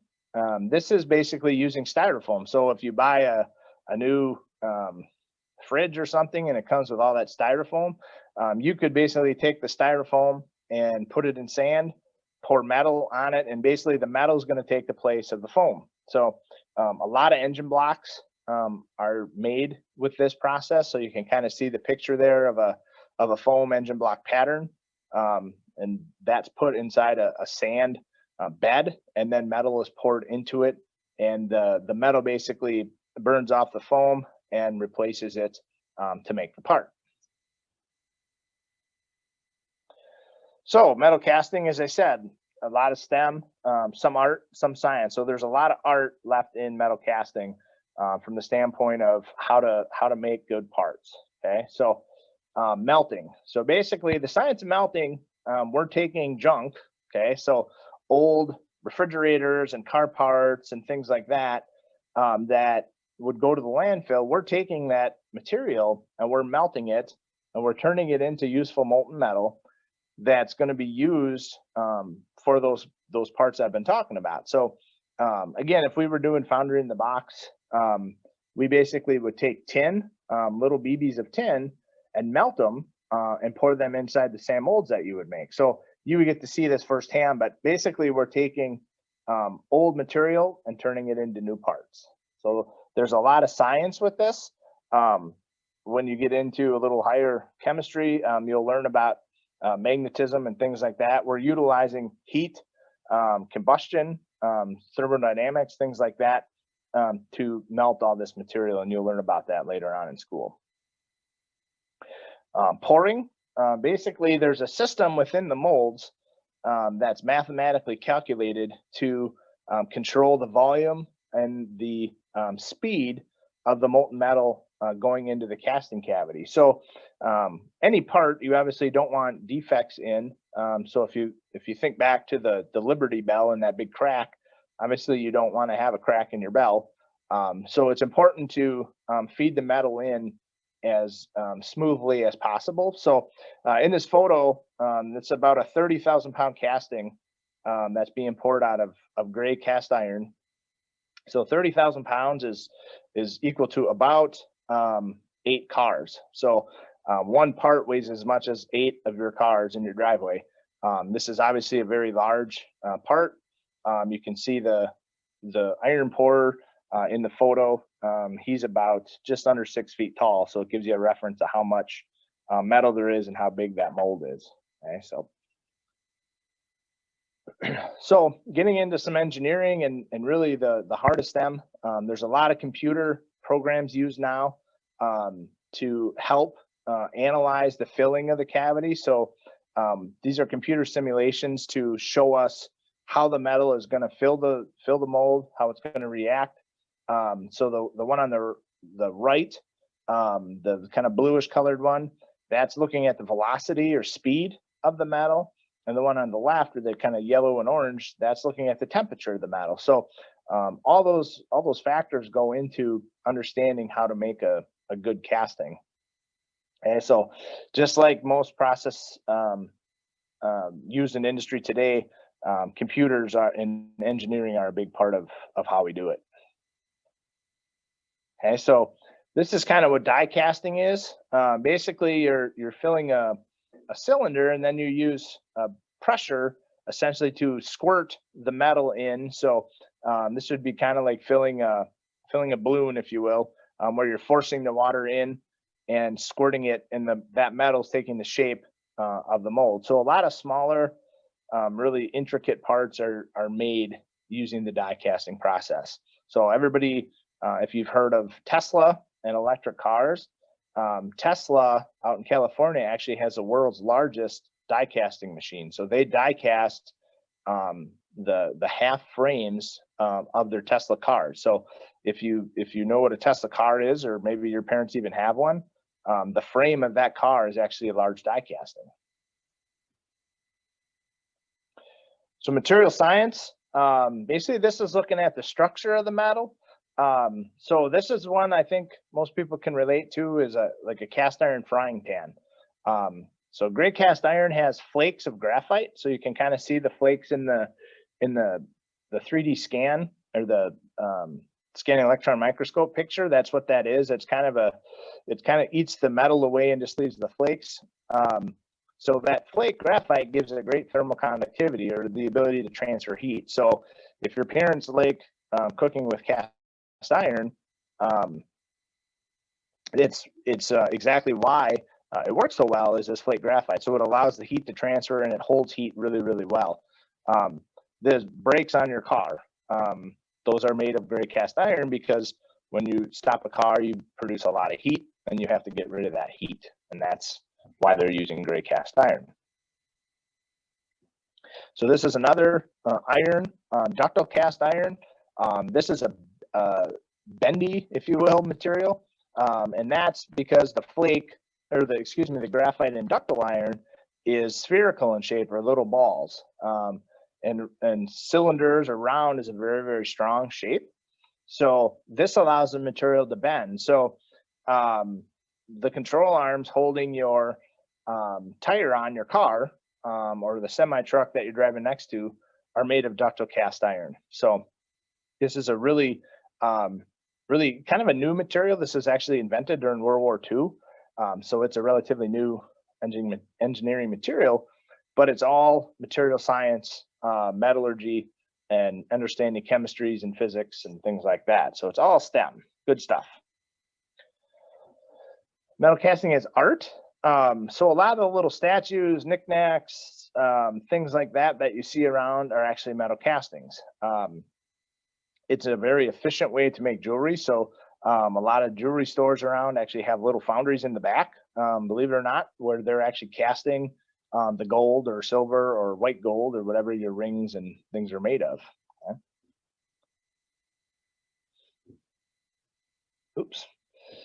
So this is just kind of a fun picture of a melting operation where there's lots of sparks, and the foundries are really cool if you ever get a chance to get through one. They're really neat to see. So, and this is probably a casting you recognize out on the street in front of your house.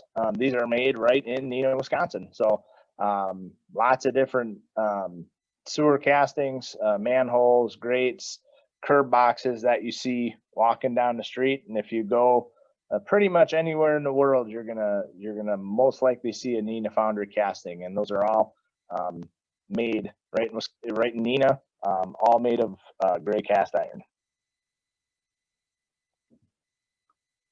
Okay, so on to our challenge. Now that I gave you some examples, we want you to research and submit the most unique application of a metal casting. So the casting can be any material, so any metal that you can find produced with any process. Okay, so it doesn't have to be limited to any of the ones I talked about. There's others. Those are the big ones, just kind of as a hint. It is okay to engage parental help. Okay, it's good that your parents are learning about metal castings as well. Okay, the winner, when you submit your entries and just give a little brief about what the part is, what the metal is, maybe how it's made. Whoever has the most creative, unique entry is going to win an Amazon Fire tablet. Okay, so go out and you can use whatever resources you need to and find out a little bit more about metal casting. It's a really cool process, and there's a lot of job opportunities in it for you as you get older that hopefully we can keep learning about. Okay. With that, I'll just open it up to questions.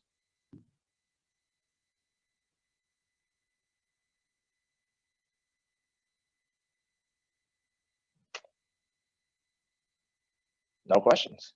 That makes it easy.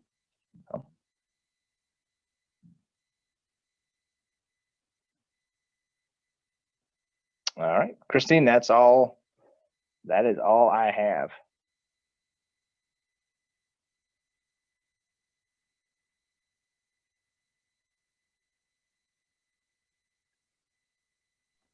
Thank you. We have my phone over here. We were listening to. Thank you so much, Chad. That's awesome information. And what did I hear? The prize is a Amazon Fire tablet. Is that what you said? Yes, correct. All right. Edward, do you have a question? Oh. Yeah, do we have to like make a whole presentation, or do you just have to tell you the thing? No, you don't have to make a presentation or anything. You can just kind of let us know what the casting is and the material, and if you know how it was made, that would be cool, but it's not required. So just if you can find a unique cool casting, that will work for an entry. Okay. Do you want, and you might have said this part, I'm sorry I got pulled away here at the end. Do you want it in a video form or a written form as far as the submission? A written form is fine. Okay. Okay. And if they wanted to do it video, is that okay with you? Or do you prefer written? Sure. Yep. Okay. All right. No, either way is fine. Just in case I get questions, so I make sure I understand. Okay. Fabulous. Yeah, this was, I learned some new stuff also, Chad. So I really appreciate it.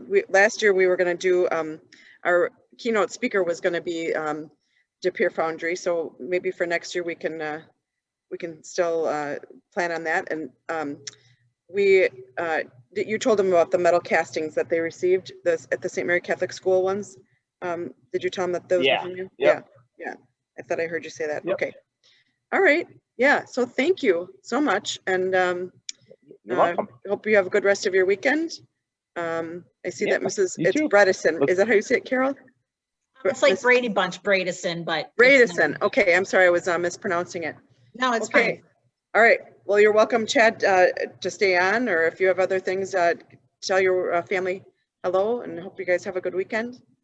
All right. Thank you, guys. Okay. Take care. All right. Thank you. Bye-bye. All right. Yep. Bye-bye. Bye-bye. So Mrs. Bredesen. Yeah. Correct? So, hi everyone. I learned a lot. I'm from Nina, so I'm very proud of the die cast manhole covers, right? And I'm especially proud because ours have the tree. Some of ours have the special tree design rather than just saying Nina Cross. So, if you go somewhere, travel abroad. So I'm Carol Bredesen, and I am from Amcor, which used to be Bemis, but we actually make flexible packaging. So when you think about flexible packaging, you think about things like chips and of course candy. I can almost guarantee that all of you have in your house right now something that we made, because we just don't think about, when we buy something, we think about what's inside, right? Because that's really the reason we're buying something. We're not buying something because we love the packaging, although I love a nice wrapped gift, right? But we want to buy what's inside. So we don't think about what this does. We don't think about what this does for the product inside, right? So when you think about what's important when you think about packaging, especially food, what kind of things do you want to keep out? So turn on your turn off your mute, and so we can talk. What kind of things do you think are important? So if you bought these Slim Jims, right, you're going to take them on a camping trip. What would be important to you? What are kind of things are you trying to keep out of your sticks here? What about things like that? What are those germs, right? Especially during this time, right? We definitely want to keep out water, right? Moisture is a huge thing that we want to keep out all of our food. Our chips wouldn't taste as great if they were all kind of stale, right? If we had water damage. So water, germs, heat, many times, if our products, especially things like candy bars, and we all know that candy bars do obviously melt. So what I want you to do today is all of you have like a bag sort of like this? Do you got a bag like this? Okay. So inside, you're going to find several things. You're going to find in a bag, you're going to find the things that you need to make a s'more. So just set this aside. This is what your challenge is today. So I love to go camping, but camping isn't that much fun unless I have a s'more at the end. So I want to take on my bike camping and my hiking trips, I only want to take one. I don't want to carry a whole package of marshmallows or graham crackers or anything like that. I want to I want to take everything in a one-stop shop, right? If you've ever had those little maybe like hummus and chips, it's all kind of in one, right? You open one side, you have the chip, and then you have the hummus. That's sort of like this. So your job is to create a package for this s'more. So you should have a cost sheet, right? You have a cost sheet like this. You can use any of the materials that are in your bag. So let's see what you've got to use. You should have some cardboard, some cardboard, right? So you can use those little pieces of cardboard. But if you use them to create your packaging, you can only spend 50 cents. So you have to be a little bit careful how much you're going to use, because you can only spend 50 cents. Each one of these will cost you 10 cents. So if you use 2, that's going to be 20 cents. You might want to use both. You might want to use one. You might want to use none. So that's one of your options. Another option is this piece of aluminum foil, right? So that's tin foil or aluminum foil. If you use this, it costs you 8 cents. Okay, it's going to cost you 8 cents. If you use wax paper, and many people don't know what wax paper is, but it's kind of this, just as it sounds, like waxy. Kind of if you kind of give it a shake, it's this wax paper. If you use that, it'll cost you 5 cents. Then there's plastic wrap. This is the stuff that just tends to stick to each other, right? It just, but for every piece that you use, it's about 6 inches. That's actually going to cost you also 10 cents. So, and then if you use, you should have a small foam plate. I happen to have kind of more of a cup shape or a bowl shape. Yep. If you want to use that, this is 15 cents. So this is kind of an expensive raw material. These are all our raw materials. And then you should have toothpicks, which I don't, oh, yep, I do have toothpicks.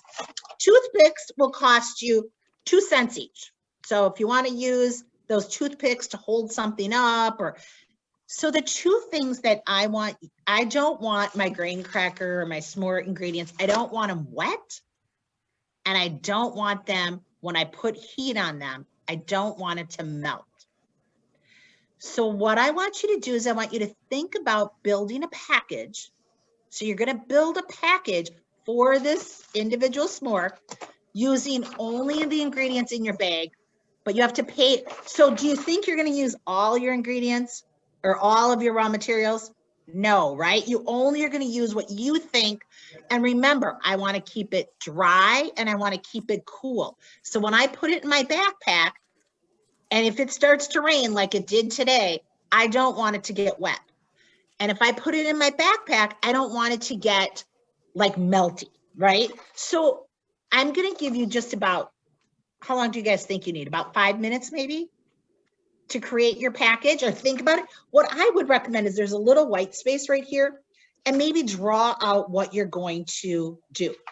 The one thing that I don't have in this bag because it's was too hard to pack is a piece of tape. So as wide as you can put your arms. You can have about a yard, about an arm. So if you have nice long arms, you're going to get, so if you don't have tape, yep, there you go, nice wide. That's about how much tape you can use. So if you have tape, just spread it out wide and maybe stick it to the table or the desk. Okay, so you're going to go nice and wide with that tape. Perfect. That's, Blake, you have perfect tape. I love masking tape. Any tape will work, probably not duct tape. Duct tape is pretty heavy duty. But if you have, you know, just like Scotch tape or clear tape, that's okay too. So I want you to take about the next 5 minutes to think about what you're going to use. And there's a couple questions that come up is, do you have to put it together like, graham cracker, chocolate, marshmallow? Like, does it have to look like a, no, you could. And this thing, believe it or not, that's great that you held it up, Blake. This is really just to keep all the ingredients. This would actually, if you cut a 4-inch piece of it, you could actually use this too, but you can't use this whole thing, okay? This was just to keep your raw materials from like crumbling in the bag. Okay, so this was kind of a packaging for your raw materials. Everybody understand? Is there any questions? So I want you to just think about your design. Are you going to wrap the graham crackers separate from the marshmallow, from the chocolate? What things will kind of reflect heat? What materials are going to reflect heat? Oh, and that is just that's a little gift for you, Blake. That's a gift for you. So that you can put in your jacket pocket, and when you go to school, that's actually just a little gift for you.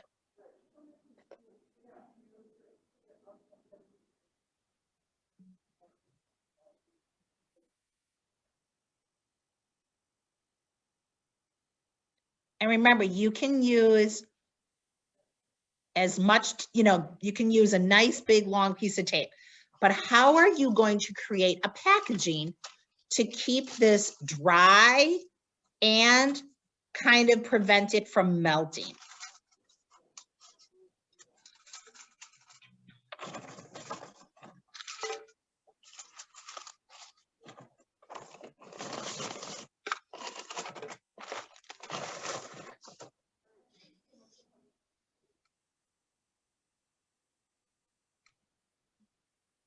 And then why don't you guys, when you have an idea, why don't you raise your hand, and then we're going to start building, okay?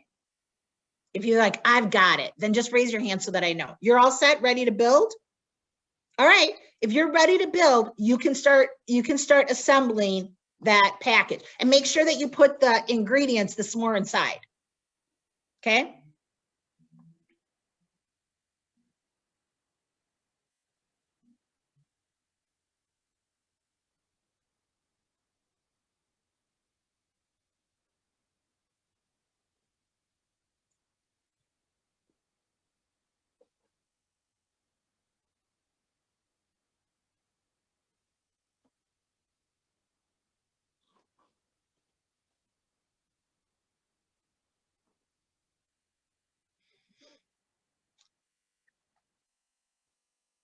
How's everybody doing?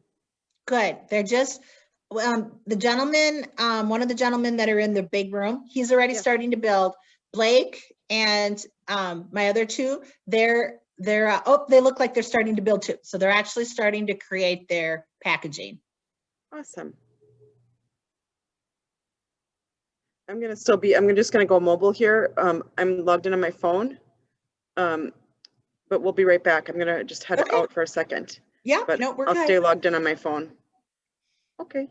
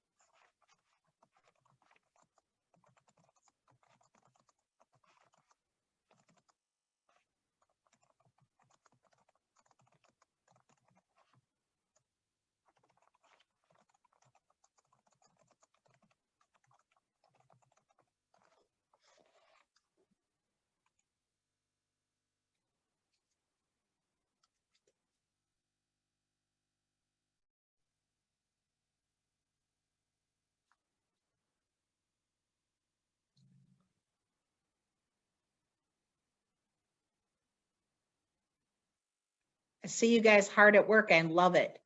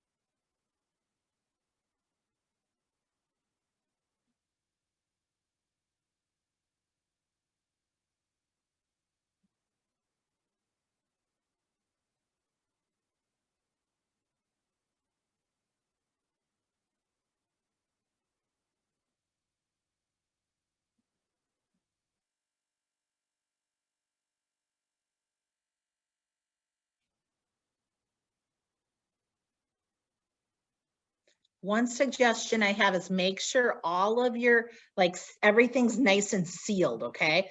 Because what I'm gonna have you do is I'm gonna have you take it to the bathroom or the kitchen and fill up a glass of water. And I'm gonna have you hold it and I'm gonna have you pour it over the whole thing. So think about that. And then if your family has a blow dryer, ask your mom or dad if you can use the blow dryer. We're gonna use the blow dryer first and then the water. So just as you think about it, you know, think about keeping all of that, you know, make sure that it's sealed nice and tight so that no water gets in, okay?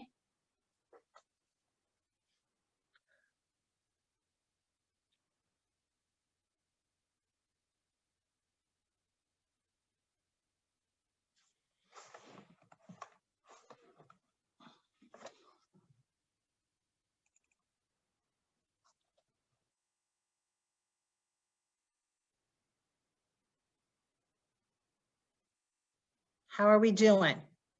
I don't see anybody's hands up yet, so I think you guys are still working, right?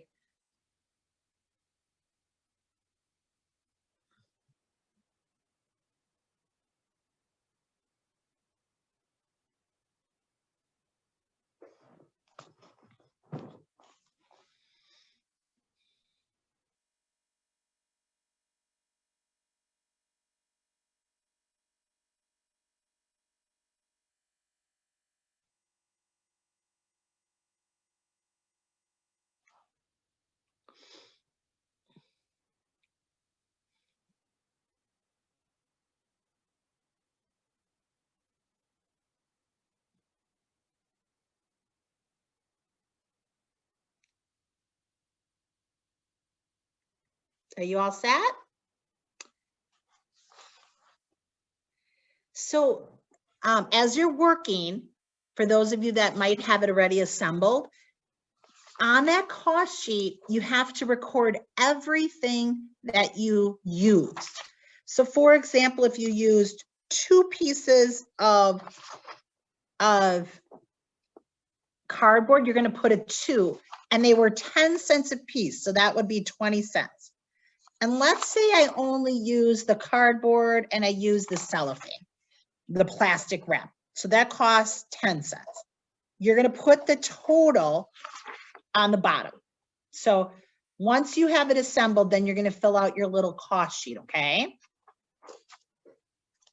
And I don't wanna rush you. It's hard kind of to tell. I wanna make sure that you're not sitting there with nothing to do, but I don't wanna push you either. So take your time. I'll just sit here and open my Sun Chips. Oh no, I'm just teasing. They're not even mine. Although this is one of my favorite things in the whole world. Has anyone ever had these? These are like my ultimate favorite. But I can feel right now, I don't know if you've ever, you know, they should be squishy. These are kind of like rocks. So I don't think this is a very new bag of Swedish fish, but.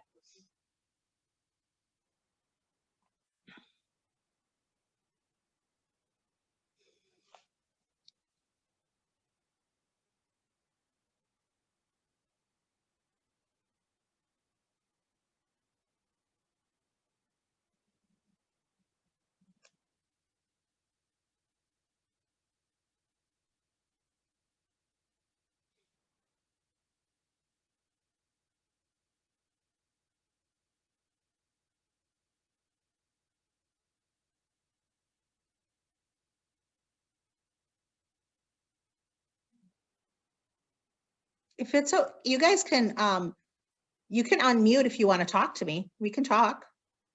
Feel free.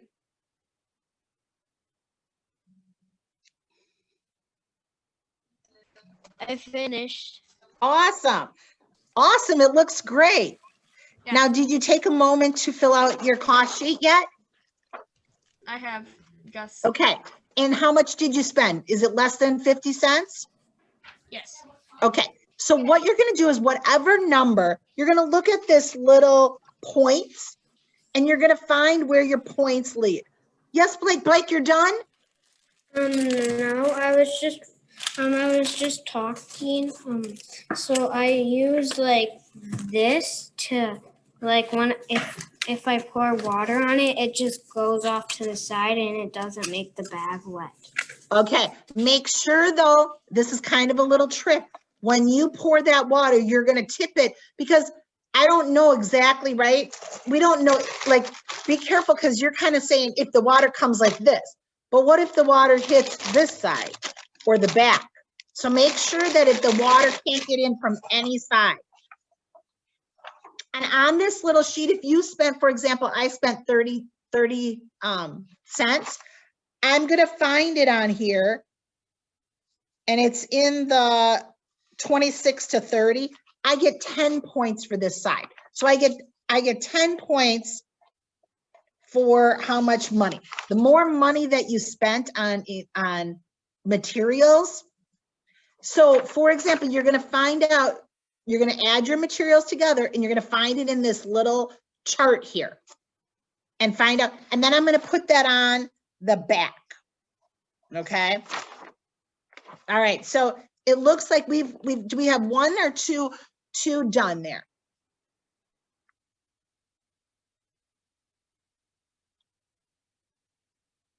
Let me know if we're almost ready to test it. Okay, thumbs up on the testing. So did you find a oh, 2 thumbs up, I love it. Do you have a blow dryer by chance?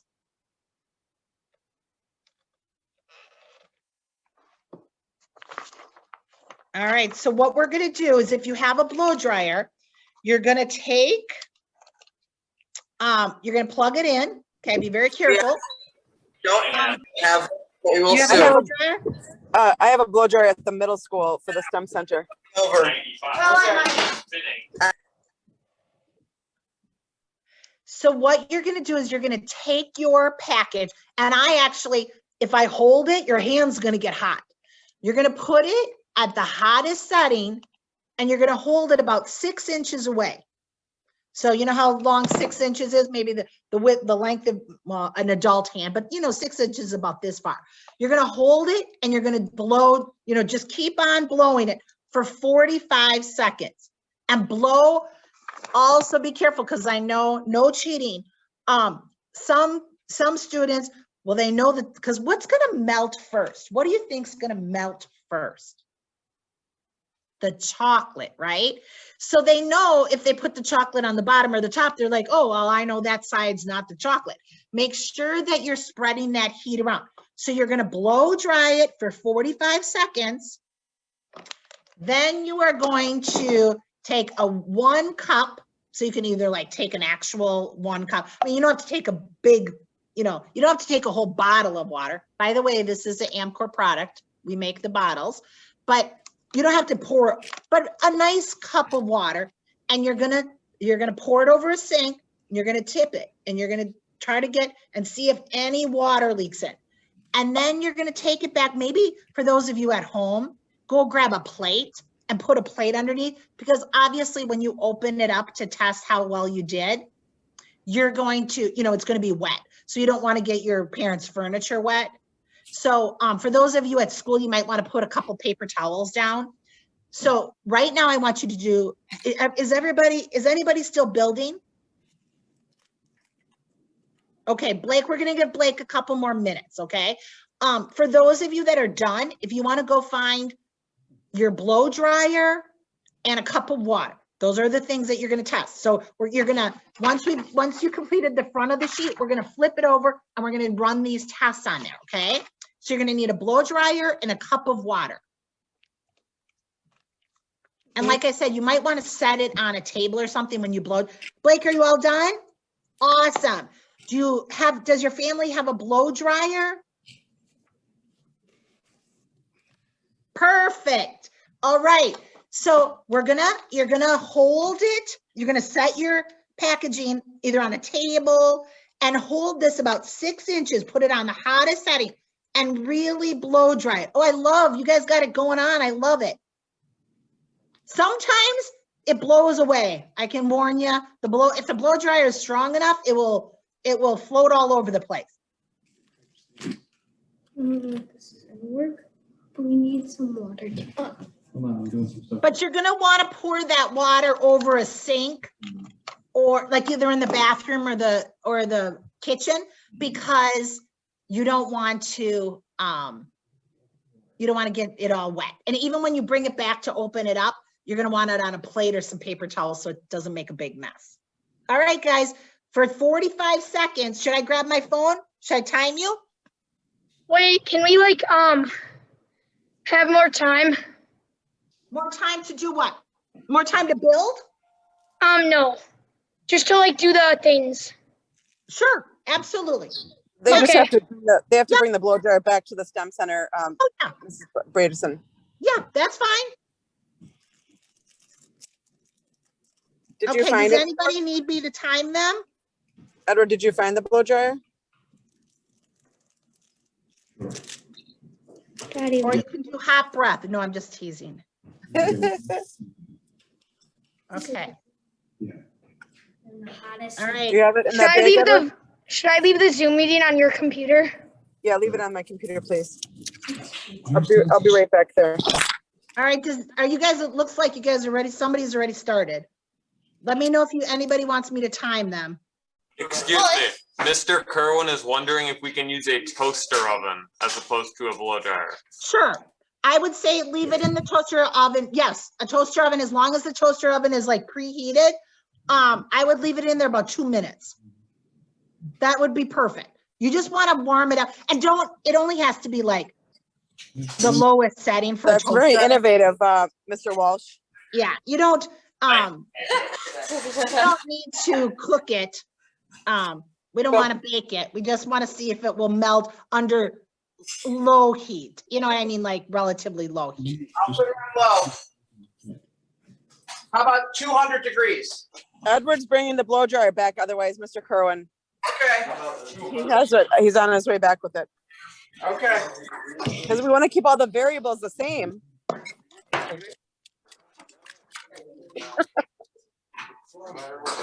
I'm just kidding. Daniel, if I put a toothpick in here, You just know with hair like mine, I never need to blow dry. Daniel doesn't think it's shooting. I'm asking you. Go ahead. If I take a toothpick and I put it in here, is it 6 inches away from the toothpick or the actual? No. Okay, for first off, well, I mean, the toothpick is only what, 2 cents? Do you really want to put a toothpick in there at this point? Yes. Because will the toothpick also leave a place for the water to sleep? It won't. So if you feel strongly, you know what I mean? So, like, I'm not saying you can't use the toothpick, but be careful how much more money you want to put in when it doesn't have a function. Yep. Think about packaging. We have to think about cost and function. If it doesn't add to the function and it's only adding to the cost, that's really probably not a smart engineering. Did you have a question? Did you get it? I have a question. Yes. So I would also say to him about the toothpick, that having something sticking out of your package may increase your shipping costs or your shelving costs and stuff like that. So absolutely. Right. And if it doesn't add anything, yeah. For example, the reason that plastic packaging actually has a smaller carbon footprint than glass or metal is because we can ship the packaging in bulk, right? It goes in rolls versus like a glass package has to stay that way. Okay, look at this phenomenal creation of Blake's. Hey, Blake, have you blow dried it yet? Yeah. So if we had like, I don't know. All right. Put that. Do you want me to time you? Put it on. Turn that blow dryer on. Nice and warm. And about 6 inches away, and really move it around so it's getting in all of the spots. Don't just keep it at one spot where it's not going to hit the chocolate or anything. They've been running the light bulb. Okay, go ahead and start. The world's longest lasting. All right, do you have a question? 4 volts. And Dude, it is. Sorry about them toothpicks. That's my plan. So set it with, so Charlie, you understand that by putting your package. Oh, please do me a favor, if you're in the classroom, can you just put it, oh, there you go. Perfect, okay. Now I can hear you. So I tested mine for both of them and they both worked. Okay, so now what I want you to do though, is I want you to open it up Just like, yeah. and really, so, for example, like the heat test, I want you to put it on a scale from, is it 1 to 10 on the back? I want you to see, because you have to kind of touch it. See if any part of that chocolate is melted and if any part of the marshmallow is sticky. It's all perfect except for the All perfect? except for one of the Hershey's. It's a little melted. Okay, so you can't give yourself quite a perfect score because it's a little melted. So don't give yourself full credit. Give yourself maybe take a point or two off for that. Uh-oh, what, Blake's shaking his head. What's the matter, Blake? You're doing the taste test? Our chocolate and our marshmallow is not melted, and our chocolate is not melted. Okay. Did you take it to the sink and pour a glass of water over the whole thing? Uh-oh, there it is. You want to do it right there? Okay, now my question is, what if it was tipped on the side? Would it leak in the side of it? Because when it's in my backpack, I'm not sure it's going to stay. All right. Daddy. Blake's like, don't get it wet. Don't get it wet. Blake, you used everything in that bag. I can see you used the Ziploc. You used the cardboard. Do you know how much it costs to make that? Probably a lot. He was he just went out with the full budget. That's okay. I heard that there are actually tires that will last the entire life of a car. They'll last like 300,000 miles, but they're so expensive to make that no car company can afford to put them on their car. All right, so Blake, now what I want you to do is I want you to open it up and really see, now that you've done the heat test and the water test, see how effective it is. How's my family doing in the kitchen, on the kitchen table there? How did everybody else do? And you kind of have to like touch the marshmallow. You have to kind of see to see if it's sticky, to see if it's wet, or you can't really see by just looking. You have to really touch it in order to understand whether it got wet or whether it got melted. Uh-oh, any water get in that plastic bag? And part of it, you know what, you can move it. What I would recommend, because you don't want it, you don't want it to soak in the water because that might get it wet. You can just pull it like to a plate or something. I just don't want you to soak it in the water because that's not fair. You don't have to let it soak in the water because that might actually get it all. Okay, now see how it is. Okay, so you just kept everything in the plastic bag. Probably a pretty smart idea as far as wet. Is it all dry? Uh-oh, it's all dry. I was gonna say, I would think that if it was sealed, it was probably all dry. How about being melted though? Did it get melted at all?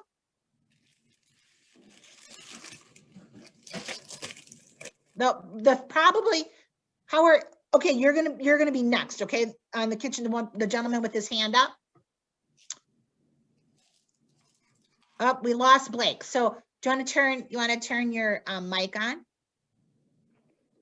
Oh, okay, we have number 2. So how did yours, now that you inspected it, how did you do? I got 53 points. Wait. 53 points, that's huge. Isn't it out of a possible 60? That's amazing. Yeah. So what do you want to do when you grow up? An engineer maybe. Yes, I think you're well on your way. I think you're well on your way. You got to keep, you know what? The best things for engineers are obviously to do well in math and science, right? But also like explore your creativity side, right? Because we not only want to, we want to imagine things that are that we can't even think of. So keep taking art classes and all other foreign language classes. But that's awesome. Being an engineer, you could work right here. I don't know if you can see where I am, but I'm in a big conference room. I'm in a big conference room at our Innovation Center. So this building is filled with engineers that build and that create flexible packaging. Nice. So where is that location, Mrs. Bradenson? Is that the one in Neenah? It is the one in Neenah. Yep. I'm here at the Innovation Center because it's quiet and it doesn't have my dog. So plus we've got snacks. So what's not to like? Fantastic. So now it looks like we've got person. How are my friends that are in the classroom? Has anybody tested theirs yet? And we lost Blake. All right, someone's blow drying. Blake, how did it do? Oh, we can't hear you, bud. Good. Good. Like, do you know how many points you got? Did you figure that out by chance? We haven't tested yet. Because my mom is grabbing a blow dryer quick from the middle school. He's asking. Oh, okay, perfect. Okay, so you guys haven't tested yet, which is fantastic. Sure, it cost you money. Oh, it was probably 40. You had it. 40. It was probably 40. 60. I can see you guys are doing the taste test. It was 40. It's 40. So I think the biggest thing, so did yours leak at all, or did yours like melt at all, or was it perfect that way? Perfect, I think. Perfect. I think just from looking at yours, I really think, and I mean, it was very smart to obviously keep it in the right bag, right? That's why Ziplocs are sold, and we put a lot of things in Ziploc because they can keep things dry for sure. I think the one thing though, if I was your boss, is you did probably spend a lot of money, right? You used a lot of the material. Are there any materials that you think that really didn't help it, that you would next time you would say, I didn't really need that? Is there anything that you put on your packaging that you said that really didn't add any value? The paper. That paper, like this thing, you mean? This thing? Yeah, it just kind of made it like kind of bulky, right? Without adding, right, a lot of, like, you know, like they talked about earlier, it takes more shelf space, right? Kind of remember when we talked about the toothpick a little bit. And so I think like as far as function, yours did really, really well, and function's important. But from a cost standpoint, we might want to think about what things can we eliminate that won't take away from our function. Okay? All right, Blake. What's the name of my company, Blake? Amcor. Amcor. And what do we make? Packages. Packages. We make packages. And chances are right now in your house, you have something that Amcor made. You probably don't know it because it doesn't say it anywhere, but if you have any water bottles or chips or anything in a package, even cereal, we don't make the boxes of cereal, but we make that, like actually where the cereal is, that plastic liner. So Blake, you're off to being an engineer. What do you want to be when you grow up? I'm sorry, I dropped things on the floor. What do you want to be when you grow up? Older and taller? Do you want to be a farmer, a candlestick maker? What would you like to be? Or you don't know? You just like a lot of things. It's okay not to know. Cars. What? Fixing cars. You want to fix cars, a mechanic? Awesome. We could always use a mechanic. That's a great career. Maybe go to a tech school, get some skills training on how to fix cars, right? And cars are becoming more complex. I think it's harder than it used to be to fix cars. So, nice. Good luck. Thank you, Blake. How's my family in the kitchen? How did the rest of you guys do? Okay, when you say thumbs up, does that mean that I should hire you? Or 5 out of 5? And it looks like my friends in the classroom found a blow dryer, so they're gonna blow dry. So Blake, you can stay on if you want. If you don't wanna, if you just wanna hang out with us, that's fantastic. If you don't want to, it's been wonderful spending some time with you. And Blake.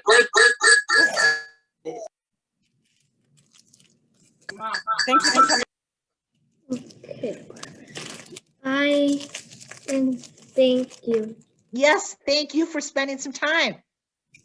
Enjoy the rest of your weekend. It might have to be a building a Legos kind of weekend. It's kind of looking a little rainy at the moment, right? Mm-hmm.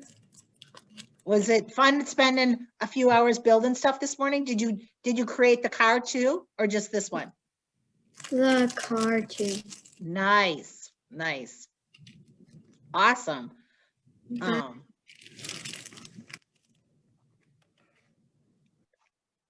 All right. I took my volume away. Okay, so Edward, here. Why you want this pen? There you go. We're ready here. Okay. All right. Let's see what you got. Okay, so here's mine. Is it okay? And did you blow dry it yet? No. All right. About 45 seconds, about 6 inches away at high heat. Okay. And then you know what? If you want to just put it on mute while you do that. And then my family in the corner, how are you guys doing? Talk to me. I got 52 points. Nice. Nice. Risa How got much did you spend on materials, raw materials? 28 cents. Oh, that's pretty cheap. 28 cents is really pretty cheap. That's the same as me. I spent 30. Okay, so that's what it looked like.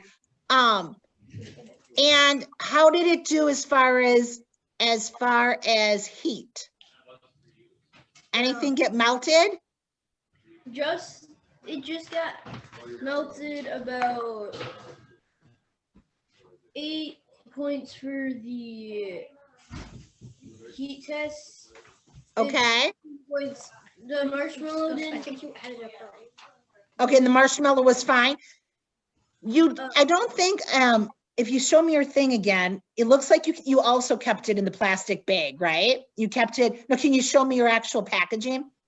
It looks like you kept it in the plastic bag, which was really smart as far as water, right? I mean, that's not technically one of the materials, but definitely resourceful. And you used tin foil, but only on one side. You didn't wrap it in tin foil? Just add 14 to it. Yeah, I know, I did. What? Did you wrap it in tin foil or just lay it on top? I put the tin foil on top of this plate. Okay. So what tin foil is a metal? What happens to heat when you have it with a metal? It goes through the tin foil. It does. So sometimes, sometimes like the tin foil can actually work against you in this case, because when the blow dryer heats up the tin foil, then the tin foil heats up the chocolate. Yeah, but I also put wax paper here to prevent that happening. But I think some heat still went through. Yeah. So do you think now are both your tin foil and your wax paper inside your plastic bag?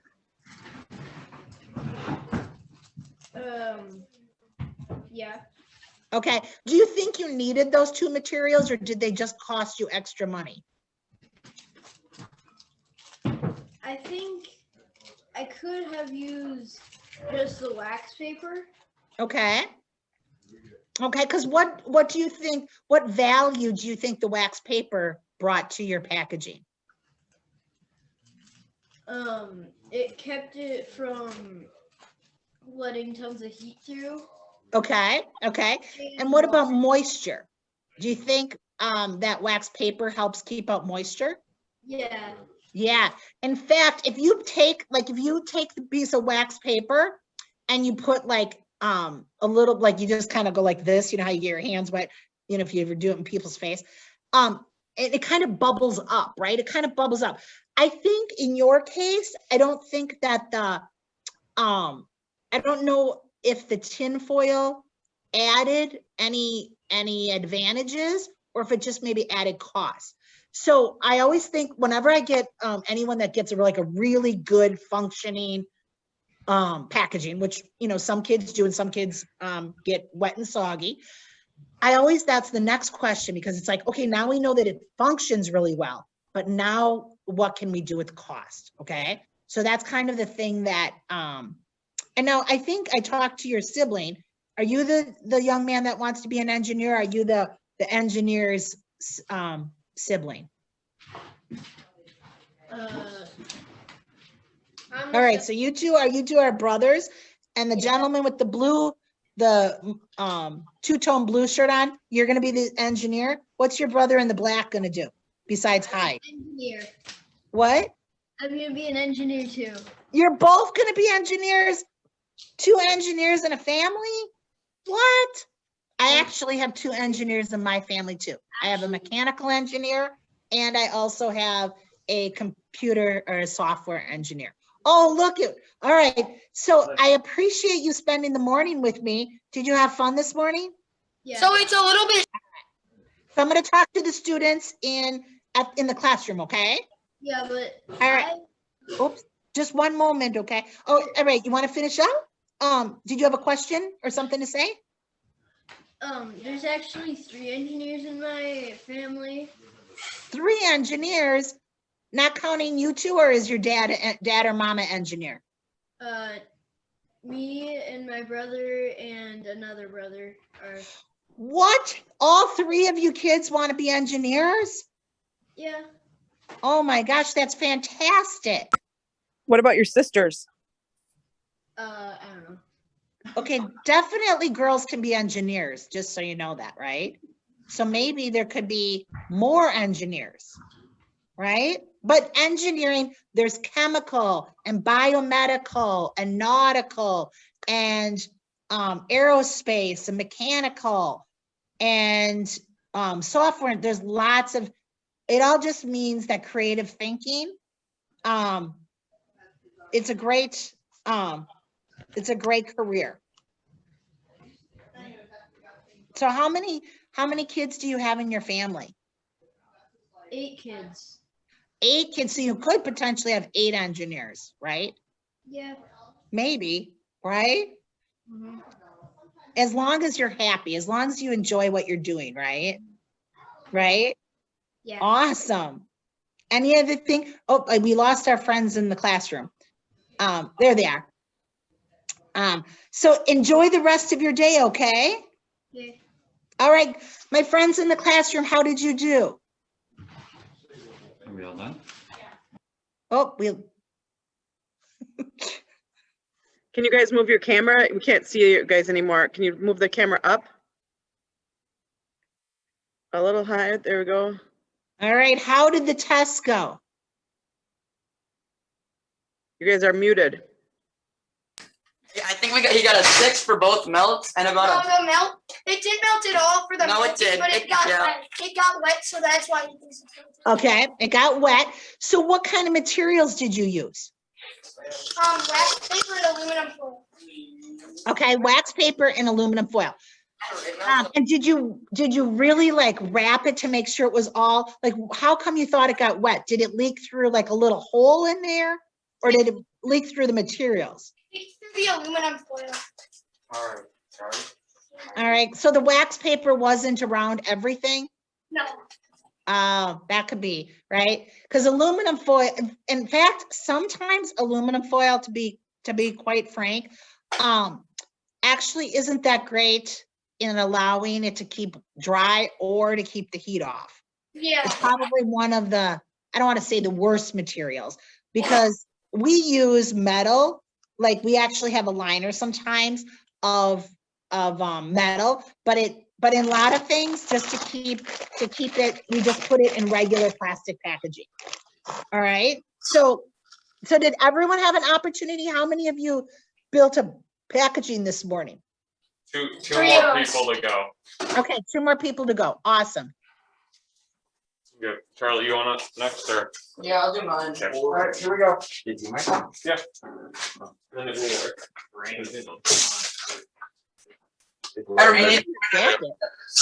Thank you. Yes. I already gotta go. Here, wait, I'll just hold this.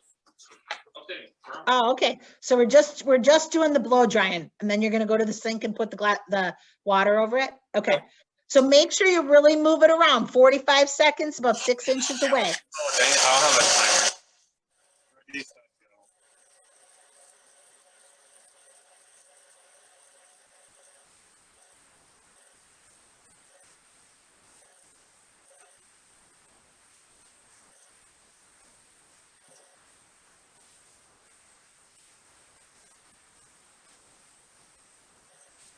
That's 15 seconds left.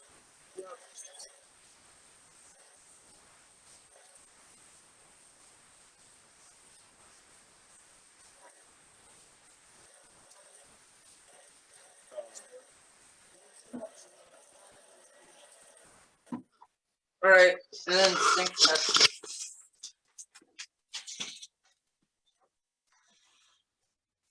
And make sure that you kind of tip it all directions so that it's not just on the top, but that water can find perfect. That's perfect.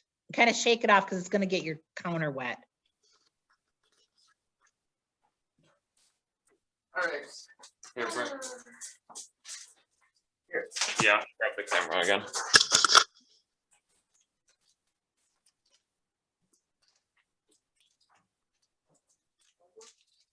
I love this happening in real time.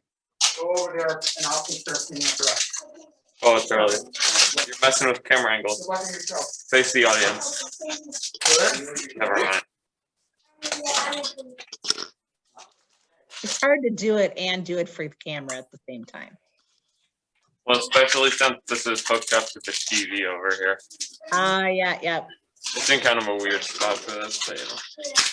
Yeah, the TV itself did not have a camera, so. I'm zooming in on your face there.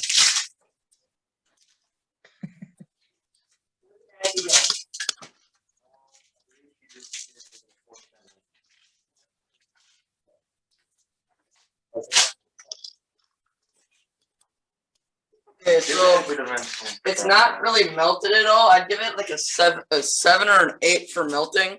Okay, and kind of all the corners, like, and you touch the chocolate's a 7 or 8. I think the chocolate's an 8 or 9, but the marshmallow's a 7. Okay, all right, good. Yep, So you can, it's just like touching it. That's water. Never mind. It's like an 8 for both melting and water. I'd say a 8. Yeah. 8. And 8.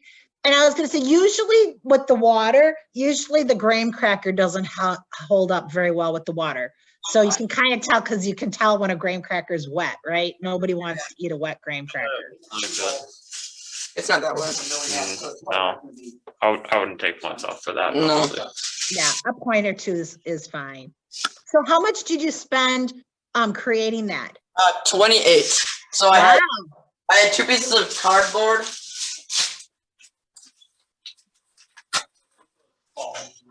And 2 pieces of cardboard.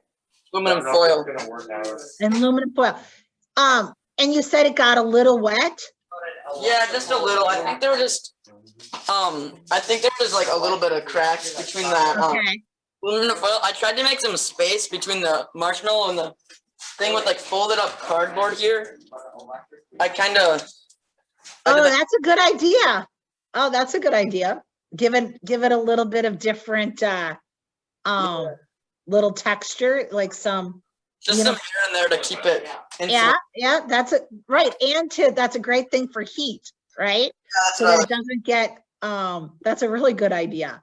I think, I mean, this is just an idea. Rather than the tin foil, if you would have used either wax paper or saran wrap for the cost, it probably, you know, would have probably been about equal. Yeah. So what do you want to do once you graduate from high school? What do you want to be? Something with engineering, either mechanical or electrical, or something in math. Awesome. All great fields. So you must be, you seem more like a middle schooler. Are you a middle school? Oh, you're a freshman. Yep. So that's not be too far away, right? I mean, I know you have 3 years of high school yet, but it'll come sooner than you think. So, no, they're excellent fields, and Amcor, we use all kinds of engineers, believe it or not. We have engineers in our facility. We have engineers, and if you ever want to do a job, you know, I mean, I can talk to your teachers about this, but when they were talking about Tesla, we have Tesla and Google and Apple engineers in my household. So yeah, good luck. Hopefully next year you can go back to a little bit more normal class kind of school, right? Yeah. You guys have done really well. You guys have done really well. Does anyone else in your room need to test their packaging? Yes, I believe so. Although, is this mine? Charlie, this is mine? Yeah. Okay, someone just took off a layer of it. Just interesting. Yeah, no, there was a piece of tinfoil on this. So, here it is. Oh, let's go. Yes. I was doing some improvements without telling you. Someone was sabotage. It was sabotage. Edward. Fine. Okay. It doesn't need to be fancy on this side. Okay. You have to move it all around. Well, yeah, I know. That's fine. All right. It can take the hit. Okay. I haven't used a blow dryer in a long time. STEM Center, your camera is all over the place. We know. Charlie. Sorry. Don't worry, we're just getting dizzy, but I'm gonna get dizzy. Maybe when you're moving it. All right, about 6 inches away, and the highest. Your fingers should actually almost get hot doing that. So sometimes I just set it on the counter because it gets too hot.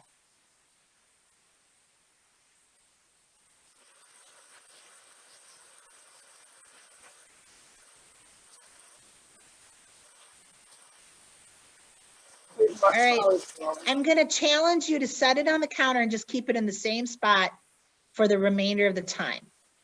Because I think you're also moving it, which I don't think will heat it up enough.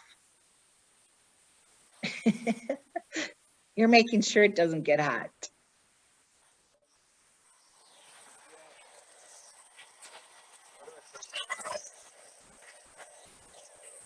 Okay, time for the water test. Oh yeah. All right. A full glass of water. You fill up that cup. I know. That's a little much.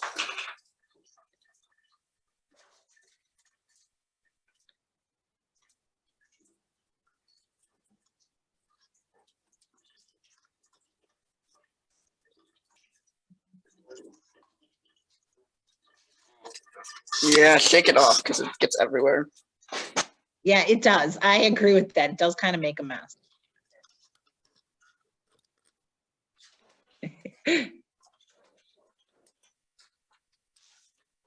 Now just open it up and see. Yes, this should be. Oh, yeah. I'm just feeling it. Okay, I'm just destroying it. Okay, this is not. I'm sorry. This is just adequate camera still. Oh, there we go. I got a good angle. Stay like that. You do. You have a great angle. It looks great. This held up seriously well, actually. Oh, graham cracker. Graham cracker didn't hit. Okay, so marshmallow is actually complete, like, feel it is really Okay, it's not sticky at all, so it didn't get wet or warm. 10. 10 for water and heat. Yeah. Hey, I give it a 9 for stick for. Not really. I mean. Yeah, feel the top. Okay, so tiny water damage, I guess. I don't know if my fingers are wet or if the graham cracker's wet. I think like maybe I'll point off for the graham Oh cracker. yeah, your fingers could be wet, Crone. Feels pretty wet. Yeah. Well, Oh yeah, the corners are. Yeah, they're a little mushy. I'd give it a 7. They're a little mushy. That graham cracker usually is the first one to show signs of water. I am putting fingerprints on it, but it's not actually. Okay, and that could be even the warmth of your fingers.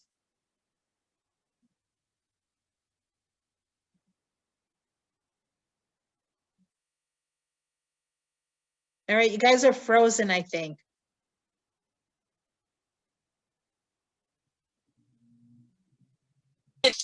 No, I'm not doing that. Oh, there we go. My one question, how much did you spend on yours? I spent 21 cents, I think. And it was pretty effective, but for the cost of the aluminum foil, the 8 cents, do you think it added value? I got 21 exactly, actually. Okay. The aluminum foil. Yeah. The second, I think for the heat, definitely. But other than that, no. I mean, for water, it was totally useless. So yeah. Either. And actually, for heat, it actually, if you would hold it on the tin foil, it actually would probably transfer heat actually more than reflect it.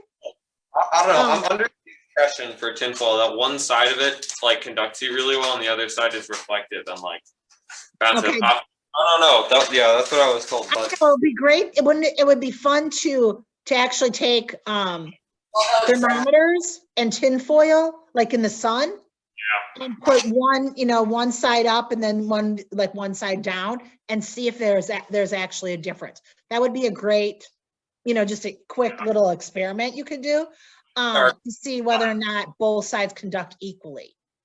Yeah. Right. But otherwise it was great. I mean, it was good. So what are your plans for post-graduation or in the future, not post-graduation? Probably not a lot to do with STEM.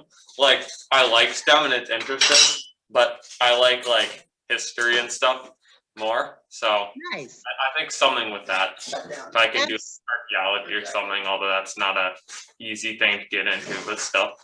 It's not, but people do it, and you know what? It's not a hard science, but archaeology is in the sciences. Everything has some degree of STEM in it. Absolutely right. It's hard to, even music and art and right. I mean, symmetry and I mean, it's everywhere, right? And what year are you in school? I'm in Charlie's grade, so I'm a freshman. You're a freshman also. Nice. So anyone else there that needs to test theirs? Or are you guys all done there? That was the last one. All right. Well, thanks for spending some time with me. If you ever are looking for, 4 years from now, looking for jobs, when you in between college, in that summer, we do hire summer help. So whether or not you want to make Amcor a career, you could definitely work here for a summer. So thanks, guys. You guys have been fantastic. Thank you. All right, thank you so much. Thank you. You're very welcome. Enjoy the rest of your day. You too. Thank you. You too. All right, bye. All right, I think we are done with students.